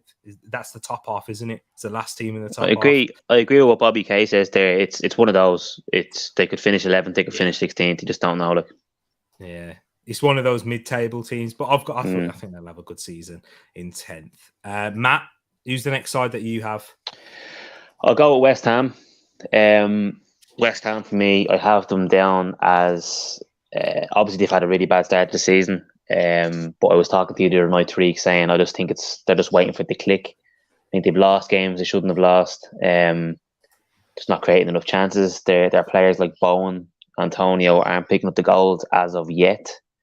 Skamik looks like he's going to be one of those players that takes time to gel into the Premier League. And I just think it's going to take them a while just to get going again. I just have their positives here. I have them as a quality squad. They seem to have quality all over the park in terms of midfield, wide options. Their defence has players like Kurt Zouma, the new lad from PSG as well has come in as well. They have solid players there. And I don't think they're going to have as good a season as they've been previously having. And I just think it's because there's probably a couple of teams are going to overtake them. And a couple of teams are obviously going to solidify those top 6, 7 positions, I think. Half here for what place would need to improve, just need to score more goals. And that's what they've been lacking. I think it's obvious, it's plain to see that I think they've only scored 4 goals this season. And up until the third or fourth game of the season, they hadn't scored. So key players, obviously Declan Rice, another Irish talent. And then obviously I have written down here as well, Jarrod Bowen. If he starts scoring goals, I think West Ham will improve. You've seen how good he was last season, which he ended up getting links to Liverpool. Breakthrough player for me is Maxwell Cornet for them. I think when he comes off the bench, he looks like he's a handful. I wanted him at Everton. He's shown how good he was when he came to Burnley, even though we thought he was initially on loan at Burnley, which I thought was hilarious. He moved to Burnley and thought he was on loan for some reason. I don't know how he ended up thinking that. But Maxwell Cornet, for me, I think he's a player who suits West Ham. I think he'll eventually start games for them. But the only issue with that is that David Moyes is very stubborn and he sticks with kind of what he knows. I think he needs to get out of that. And I also have a player who needs to have a big season is Scamacca for West Ham, because I think we're going to eventually start seeing the decline in Antonio. And I think he may end up starting more games than Antonio this season. I have them finishing 10th, which is a decline on where they've been the last few seasons. But it's not a terrible season either. I think they will eventually click and pick up points, but I don't think they're going to finish in Europe this season. So I have them finishing 10th. I'm glad that you brought this up, Ed, because I actually agree with Bobby in that I think they are going to finish in 14th. So you've gone with Leeds in 14th. I've gone with Leeds in 10th. Swap those teams around for me, because I think that the focus on Europe with that smallish squad, yes, they've beefed it out a little bit in the transfer window and they've got players coming back, especially at the defence. I still don't think it's big enough to compete in Europe and in the Premier League as well. I think they're going to have a good season in Europe. Having said that, West Ham may even get close to winning that European trophy, that Europa Conference League. I said Europe. I couldn't even remember the name. That's how poor it is.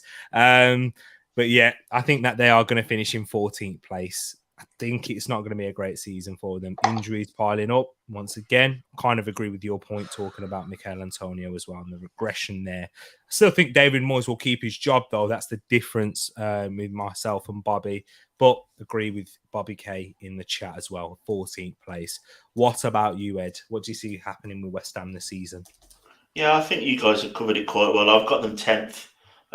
So, yeah. 5 in a row, Ed, is it? Me and Matt are tapped into each other, which either means we're both doing something silly at the end of the season, or you are, team. Yeah, I've got them 10th. I think they are spreading themselves a little thin, but I don't think they're going to sort of give much to the domestic competitions. And I'm hopeful because I do like David Moyes, so I'm hopeful he does okay. But yeah, I see them sort of having one of those kind of nothing seasons when they probably don't do very much and aren't talked about very much. And I think he'll leave at the end of the season, sort of not under a cloud, but just sort of nice and politely leaves and West Ham move on. He said, like David Moyes said, that if Everton approached him before Lampard, he would have went to Everton. And that says a lot. Yeah. So interesting. Raleigh thinks they could finish 7th. Do any of us think that they could finish that high this season? Well, we thought the West Ham were spread thin last season when they had Europa League, and then they nearly got Champions League last year. So in the league, so I do think they're going to drop. I just don't think they're going to drop as far as 14th. That's why I have them in 10th. Snap. Interesting. Yeah, interesting there. So yeah, but Raleigh thinks 7th. They are quality enough, but Europe's the factor for me. The next side is my side. And it is going to be my side that I'm going to talk about. The ones that you've all been waiting for. Oh, here we go. Get the hot cocoa on. Yeah. Go for a wee now if you need it, guys. Yeah. See, Arsenal fans, please get on their back. Please do so. I'm going to need you. But yeah, we got to talk about Arsenal. The strengths of this side. The balance throughout the starting 11, throughout this squad now, when you're looking at the players that are coming in, has improved massively. Looking at this it's literally molded into what Mikel Arteta has wanted to do for a long time. And yes, last season when we're talking about Arsenal, their starting 11 was really good, was playing some really good football at points last season. It's one of the best up there in the league when we went through that period of February through to March. But our stumbling block was that squad depth, which we have improved, certainly for sure. In certain areas, definitely in that left back position, even Benjamin White. I know he's transitioned into that right back spot with the addition of William Saliba in there. Why do I see a Manchester United thing on Matt's there? But you know, we'll have to answer to that when he comes back later. But yeah, when I see that squad depth that we have in there now, I'm really impressed with that. Missed players, key players throughout points this season, and we're still having a good start and only lost one game and then picked up 6 wins other than that. And if we can keep that sort of form, I don't think it's sustainable to have every 7 games you lose 1 and you win 6. That would be ridiculous. But I do think we're going to have a good season in that sense. The continuity within the side as well, players that have been there for a while, building around young players, building for the future, and they're just going to keep on developing. If they keep on this, they keep on this trajectory that they've been on since Arteta's taken over, adding more leadership into the side. We've seen Gabriel Jesus, Zinchenko, Granit Xhaka take the armbands, fantastic. That's my boy right there. Go check out the Players Tribune as well, by the way, on Twitter if you want to see that video. It's excellent. I was talking about packing his bags. The versatility from players gives us squad depth as well. Once again, Benjamin White covers centre back, right back position. Zinchenko covers different areas of the pitch. You've got Saka, Martinelli that can play in various roles, and we've seen that with Vieira and Tomiyasu as well. There's plenty of players that can cover in so many positions for Arsenal. And the final strength that I'm going to speak about is we are strong on set pieces, and I've been and this is what my only disappointment with another disappointment in the United game is that we wasn't able to capitalize.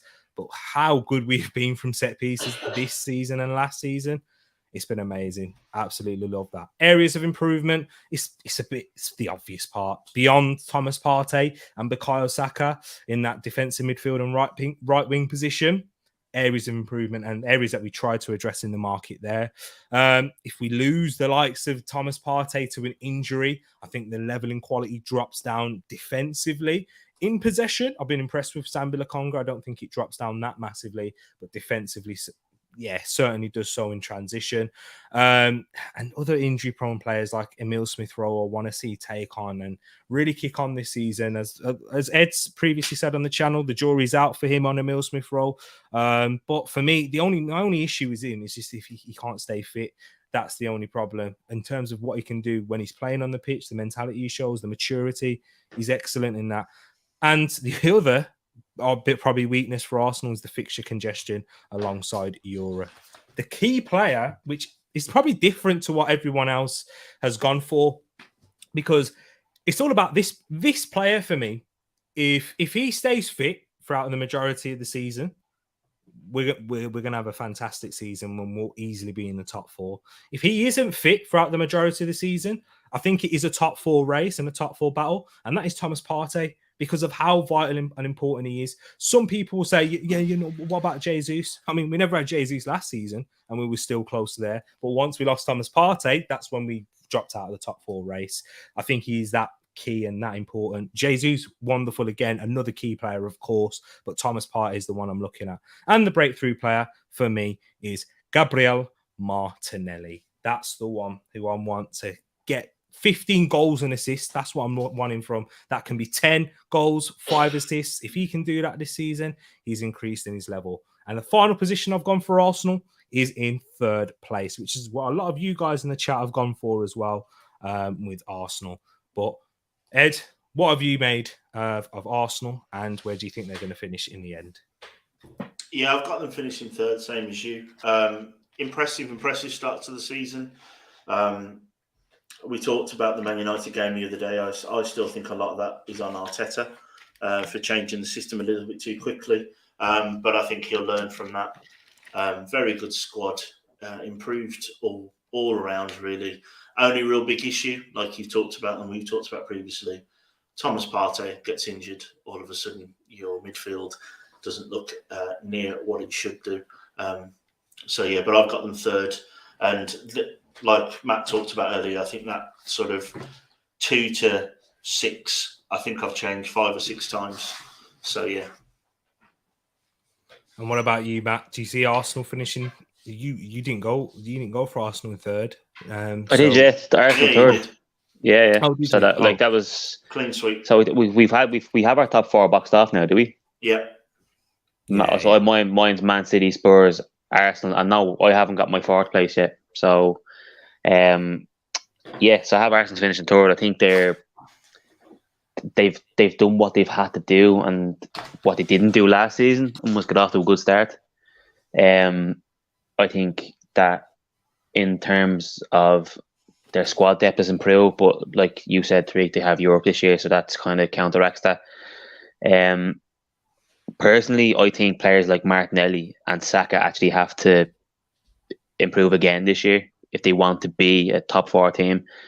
Saka is obviously a fantastic player, so is Martinelli, but Martinelli is one of those players that, I suppose, a comparison in terms of my team, it kind of reminds me of Anthony Gordon a little bit. Looks like he's doing loads, but then kind of just does nothing. Do you know what I mean? And you can see the potential is there in him. He's a quality player, and if he just did what the last thing a little bit better, he'd be an unbelievable player. And I think that's what you're kind of getting at as well, with kind of that breakthrough player is Martinelli for you. But yeah, defensively look a lot better. The fact that they have to push out Benjamin White out to right back says a lot as well. Ramsdale looks solid. Midfielder, like you said, looks solid as well. Xhaka is playing better alongside Partey as well. So yeah, and Odegaard was dropped last week, was he? Captain? Injured. Half injury. But they seem to have players there as well. I actually wanted to see a lot more of Smith-Rowe, but I don't know what's been happening there, but he's a quality Groin player as issue. well. Groin issue as well. So, yeah, I think Arsenal, that's enough said, and I think we all agree that they've had a good start to the season. I'll leave it there and say that they're winning games that they should be winning this year, which is a difference from last year. So, yeah, third spot. And I think it'll be that if we have a spot between second and sixth that I'm most sure of, it's Arsenal finishing third. Welcome back onto the channel anytime, Matt. So, Ed, we can move on to our next side right now. There's a lot of Arsenal fans in here as well. And non-Arsenal fans are agreeing with terms of Thomas Partey in the place. But Ed, what's the next team that you're going to talk about? Ooh. Let's go through Villa and let's go through them quickly because that's what they deserve. 15th at the minute, 2 wins, 1 draw, 4 losses. They've scored 6 goals and let in 10. Just quickly on them, statistically, apparently their defence is the best, even though I think the eye test might make you think that they're not. But their statistics are really good in terms of their defence. Chances that they let happen tend to be sort of 18 yards out or further. And they are, I think, in the top 10 for amount of shots against them in the attacking place that normally gets the goal. So in that sort of 20-yard range. I'm a big fan of the fact they kept hold of Luiz. And I think there's more time for their players to bed in. Jury's still very much out for me on Gerrard, which is things to improve. For me, I'm still not overly convinced about him going forward. I'm not a big fan of how he dealt with the Tyrone Mings captaincy issue. I understand that he's cutthroat, but he's not the main man at Villa like he was at Liverpool to be able to do that. And he's a step away from the squad now. It's okay when you're captain and Mr. Liverpool wrapping balls into people and saying if you don't control that, then you don't deserve to be here. But when you're the manager, you need to think, get out of that locker room mentality. And I think in terms of their strengths, if you look at their attack on paper, it's a very good one. Bailey, Watkins, Ings, Coutinho, all of those players should equal, between them anywhere between 5 to 12 goals each. But they're not currently, as I said, with only scoring 6 goals. And I think biggest thing for them is their captain McGinn needs to play more like he was last season, because I think the weight of the armband and maybe the quick turnaround over the summer seems to have caught up with him a little bit, although I believe he played quite well yesterday for Scotland. One to watch is very obvious. Jacob Ramsey looks like the real deal. Looks like one player that maybe Gerrard will be able to improve because of the similarities in their games. And where did I have them finishing? I think it was 12th. 12th. Yeah, oh, wow, that's quite high. I've actually gone for Aston Villa to finish in 17th. I think they're going to have a poor season in that sense. What about you, Matt? Where do you think they're going to finish? I have them finishing 16th. I like 2 seasons ago, Palace was the team that I hated, and this season the team that I hate is Aston Villa. And no, that has nothing to do with Martin Leonard. It's just the fact that Gerrard being there, just the arrogance of him as well. Like I said before, the money they're spending on players that are going to have 0 sell-on value and massive wages, it's going to come back to bite them. If not this year, it'll be the following year. They're blowing smoke up Kamara's arse, and he hasn't really done much this season. And for a young kid, he's on, what is he on, 100 grand a week? Like, because they got him for free. So it's just, they're going down the wrong route. They're going down the route that Everton went down a few years ago, and it's not going to work, I don't think. They beat Everton towards the start of the season, and Everton deserved more out of that game, to be honest with you. And they got another win there the other day again. Was it Southampton they beat 1-0? Yeah. Dreadful game of football. Very, very bad game of football. And you wouldn't have been surprised if either team won that game. So, yes, they've picked up 6 points because of 2 wins, but you wouldn't have necessarily said they deserved them either. I think they're going to struggle, like what Ed said. Ed mentioned that if the results get worse, I think Gerrard will start making more and more excuses, and he'll start alienating the squad, and players will stop playing for him. And it'll go one way. They'll either be very, very close to getting relegated, or he'll end up getting himself sacked. And I'm not sure exactly how it's going to work. But yeah, Aston Villa 16. And I think they'll be comfortable. I think they'll be safe. I don't think they'll be in a scrap. I just don't see them climbing the table whatsoever. So yeah, 16 for me. There you go, right there. And the next side that you have, Matt, on the agenda is Everton or United. Who will I talk about? Everton or United? I'll leave Everton to last. I think you need some explaining to do for that Man United avatar that you had there. Yeah, I don't know what that's about. I actually must sort that out. But I'll talk about United then. Obviously they've had a turnaround. The Ten Hag magic seems to be working a little bit. I think the best thing that's happened to Manchester United is Ten Hag being the man to have the balls to be able to drop players that look undroppable in Maguire, Ronaldo, and to a lesser extent Luke Shaw. Starting Malacia, starting Martinez, who was getting awful stick in the media in the first few games, and he backed him and put him in with Varane. Dalot looks a much better player since being in beside those players. Rashford's playing a lot better since Ronaldo was been dropped. Sancho is kind of improving slightly as well. Their midfield, McTominay looks a different player, believe it or not, because he has Casemiro breathing down his neck. And I just think that United are playing, and I have written down here, finally playing like a team. When they're flying into tackles, high-fiving each other after tackles, they just seem to be up for the fight. And that was one thing they were lacking last season. And I also have written there, just underneath that, is finally playing like a team. And I just have written Ten Hag underneath, and I think he's the reason why they're doing that. To be honest with you, he's the man that had the balls to come in and drop certain players that were probably felt like they deserved to be there, or people above the manager were telling them they had to play. So he's come in and said, no, that's not happening. I have written here in areas they need to improve, need to be more convincing when playing so-called weaker teams.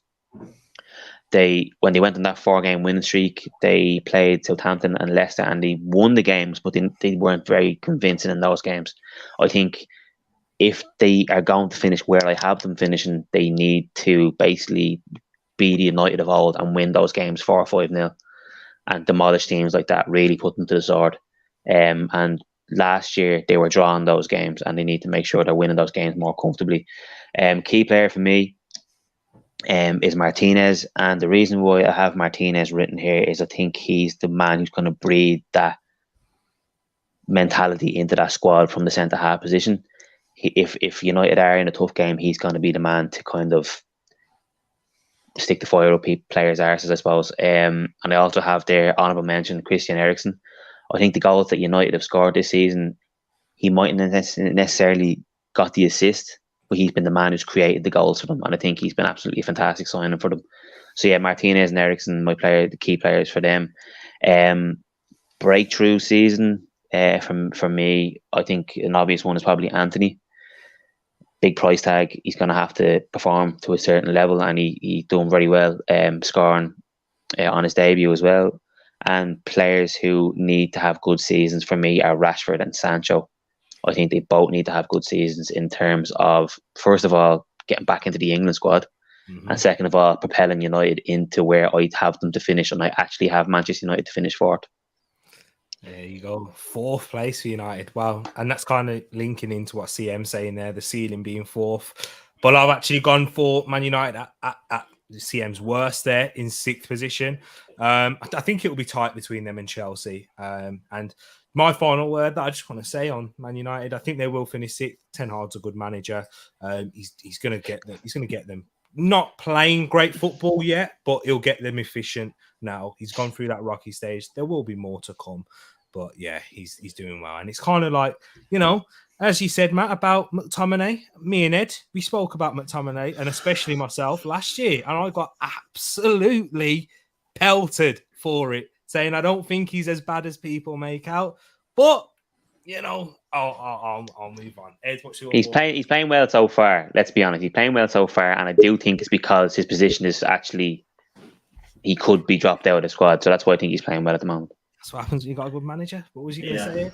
Yeah, no, my thoughts on McTominay, like you said, we've talked about before. Him and Maguire, both perfectly serviceable Premier League players, but maybe shouldn't be at United in terms of what United fans expect of a United team. I have them 6th, same as you two. So I think what we're learning, apart from Villa, which I don't quite know how they finished 12th in my list now, keep looking at it. It's like a glaring, horrible klaxon that just keeps siren at me that I've done something wrong somewhere. Yeah, I'm either copying one or the other of you two. So yeah, I've got them 6th. Much better manager, much better squad and team ethic by the looks of it. And that moany whinger that's nowhere near as good as Messi is on the bench more often than not, which I'm happy about. There we go, right there. And you know what? Was that your? You've still got one more team to go, haven't you, as well, Matt?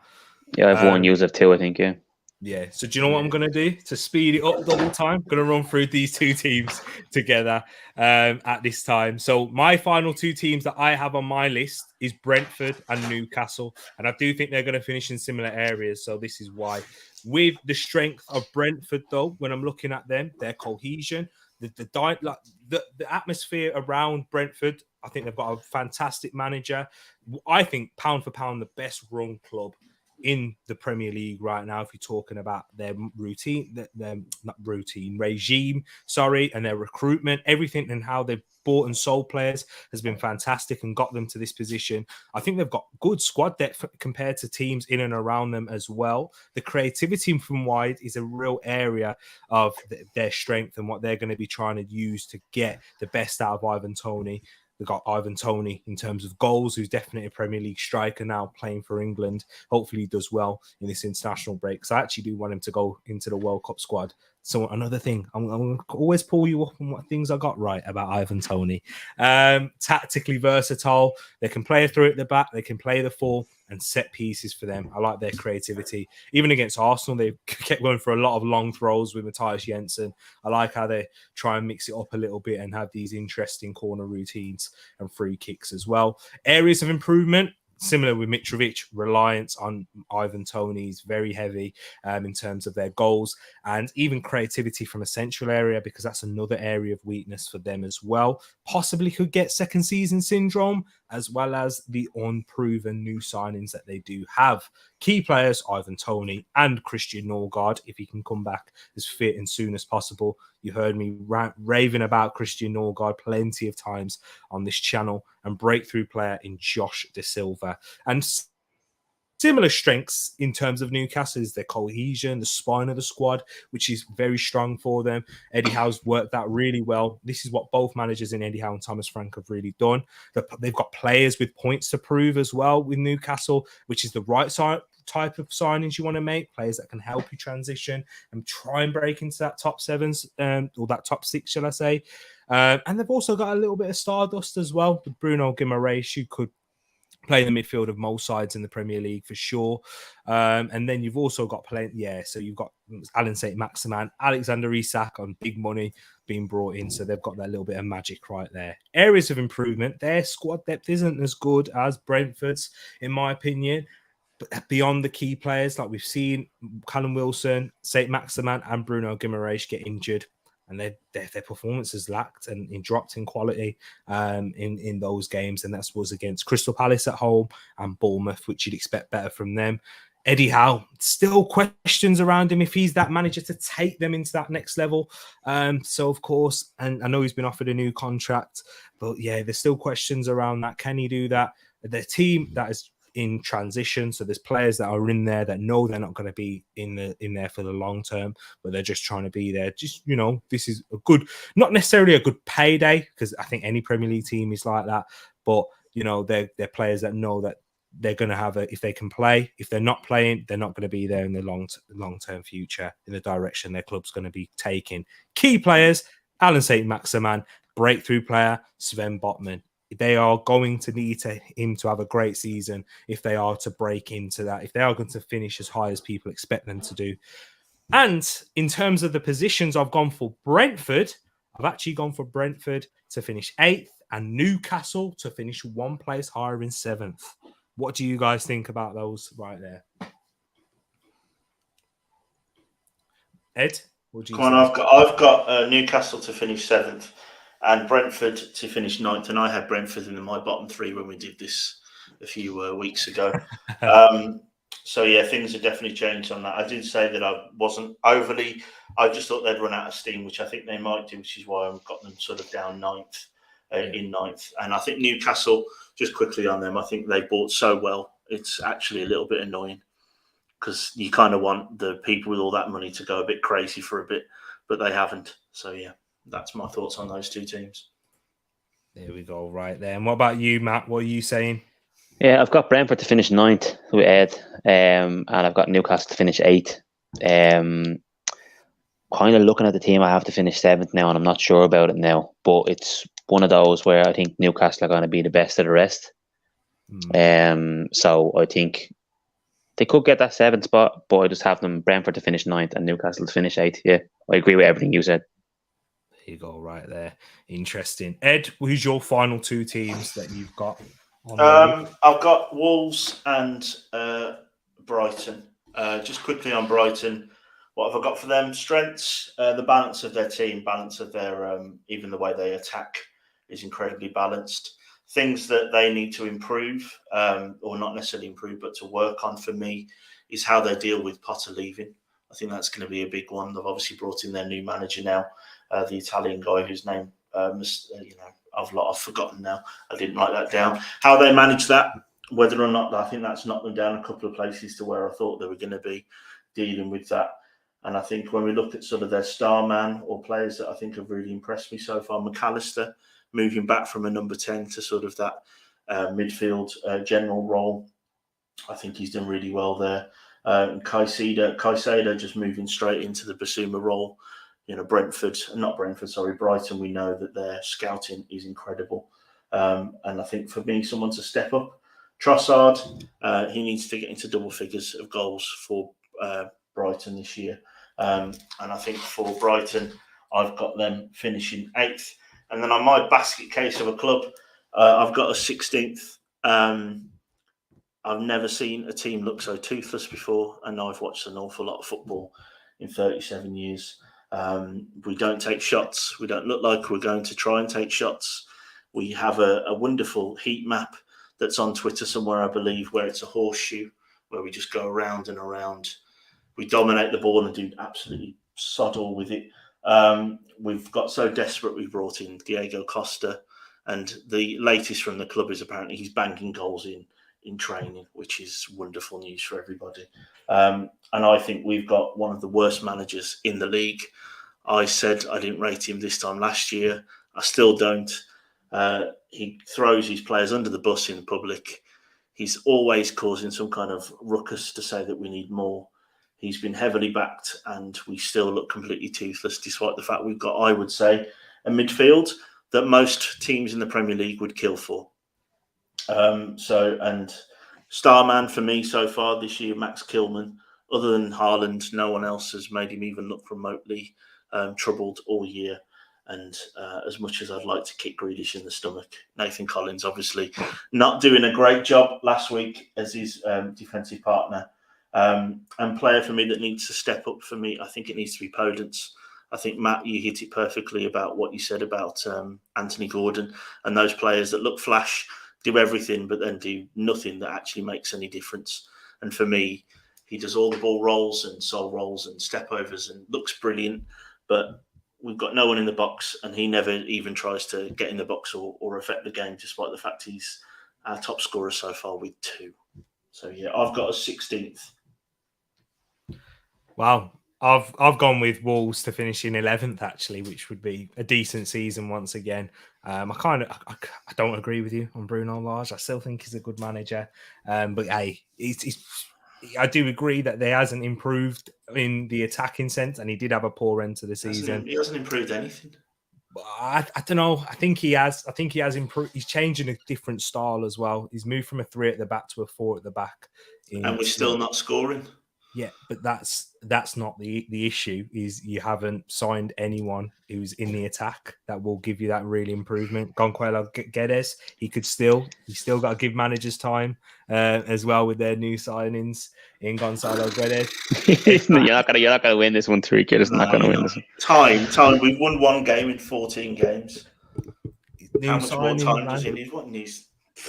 I've gone with Wolves to finish 11th. What about you? Snap your hand off for 11th. Where do you have Brighton finishing, Tereak? In 12th, just below them as well. That's mental to me. That's mental to me what you've done. I have Brighton. I have Brighton to finish 7th. and it's a toss up between them and Newcastle whether it's who's going to be best of the rest, and That's what I think. it could be Newcastle 7th, Brighton 7th, swap them around, or even bring Brentford into that, swap them around again. But I have Wolves to finish 15th, and I think that's kind of where Ed probably expects them to finish there. I just think Brighton have had such a good start to the season. If they try and, even if they half continue that on, they'll finish kind of in the top 8, 9, simply because there's probably 10 teams worse than them. And then Wolves are just everything that Ed said, fantastic midfield, but nothing going forward, very poor defensively. So, not so poor defensively, just not much going forward at all. So, yeah, that's 15th for Wolves and 7th for Brighton. There we go, right there. And the final team in Everton, in Matt. Off you go, my bro. Right, I actually will fly this because I actually have to go. But we've been on it for a while. But I actually have... So I have written down here, solid back line, only 6 goals conceded, joint second best defence in the league, and one reason only for that is Conor Cody. When was the last time you seen a lone player captain a side? That's all I'm going to say. Scoring goals is our weak point. Mopé's come in, scored a great goal against West Ham, first win of the season, but is he going to continue to do that? If he can get a goal every second or third game, I think that's probably what we can expect from Neil Maupay, 10, maybe 12 goals at best. I think he'll do very, very well to get into double figures. DCL has been injured since the start of the season, and apparently he picked up a groin injury in light training the other day, which is being monitored by the club. Nathan Patterson picked up an injury for Scotland yesterday. He was stretchered off. Apparently, Onana arrived to the Belgium training camp with an injury. Don't know where that came from. Apparently, he picked up a small knock in the West Ham game. So we're picking up injuries. Obviously, Godfrey's out injured, broken leg. Mina is made of biscuits. Mason Holgate isn't due back for another 2 or 3 weeks as well. So we've injuries there. But key player I have written down here is Idrissa Gana Gueye. We didn't replace Idrissa Gana Gueye until we bought Idrissa Gana Gueye. So he's been fantastic since he came in. He's been a breath of fresh air. He's just that calming presence on our midfield, exactly what we've been missing over the last 3 seasons. And I also have a key player for us, which I cannot believe I'm saying, especially I wouldn't have thought I'd been saying this even last year, is Alex Iwobi. He's been absolutely fantastic. He's been absolutely fantastic for us. He's the epitome of a utility player. He'll probably end up playing right back for us because Patterson's injured now, which is strange, but he probably will. But I actually have a breakthrough player written down as Nathan Patterson, and the player who needs to have a good season for me is Anthony Gordon to live up to the number 10 jersey and the hype of 60 million. And I have Everton to finish a comfortable 12th. This season. Yeah, I don't think I'm too far away from that. 13th. Yeah. I'm still looking at Villa and wondering how they ended up 12th. I know. I do think, I've gone with the same position as you there, Ed, in Everton to finish in 13th. I do like Frank Lampard, and this is another opinion that I've been having pelters for in having Frank Lampard. I'd have him as a replacement for Gareth Southgate, me personally. I think he'd be a decent manager. He's got good. He can find players in their best position, like he has done with Iwobi. The resurgence there is amazing. I think Gordon has improved even from last season. He's shown levels of improvement there. So I do agree with you, Matt, in all those points that you've mentioned. And we've gone a little bit more optimistic as well. We've gone 13th for Everton right there. So just as we wrap up, I'm going to run down my final table ever so quickly. So I've got Manchester City winning the league, with the top 4 being Liverpool, Arsenal, Spurs, in that order.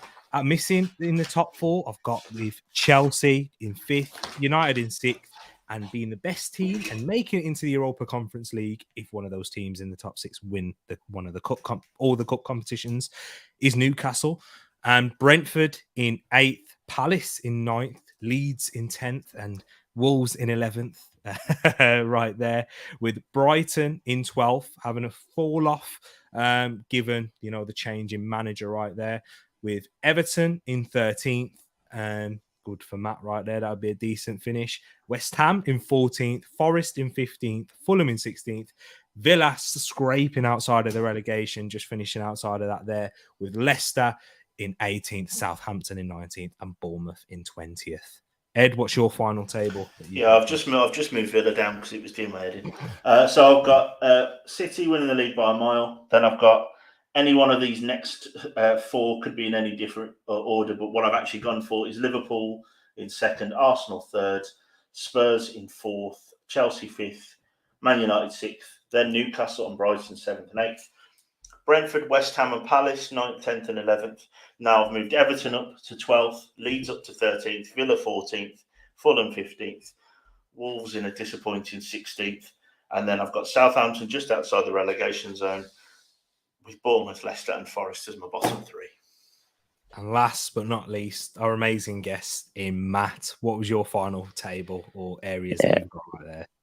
Champions League spots: Man City, Spurs, Arsenal, United in that order. 5th, Liverpool, Chelsea 6th, Brighton 7th, Newcastle 8th, Brentford 9th, West Ham 10th, Palace 11th, Everton 12th, Fulham 13th, Leeds 14th, Wolves 15th, Villa 16th, Southampton 17th, Leicester, Forest and Bournemouth to be relegated in that order.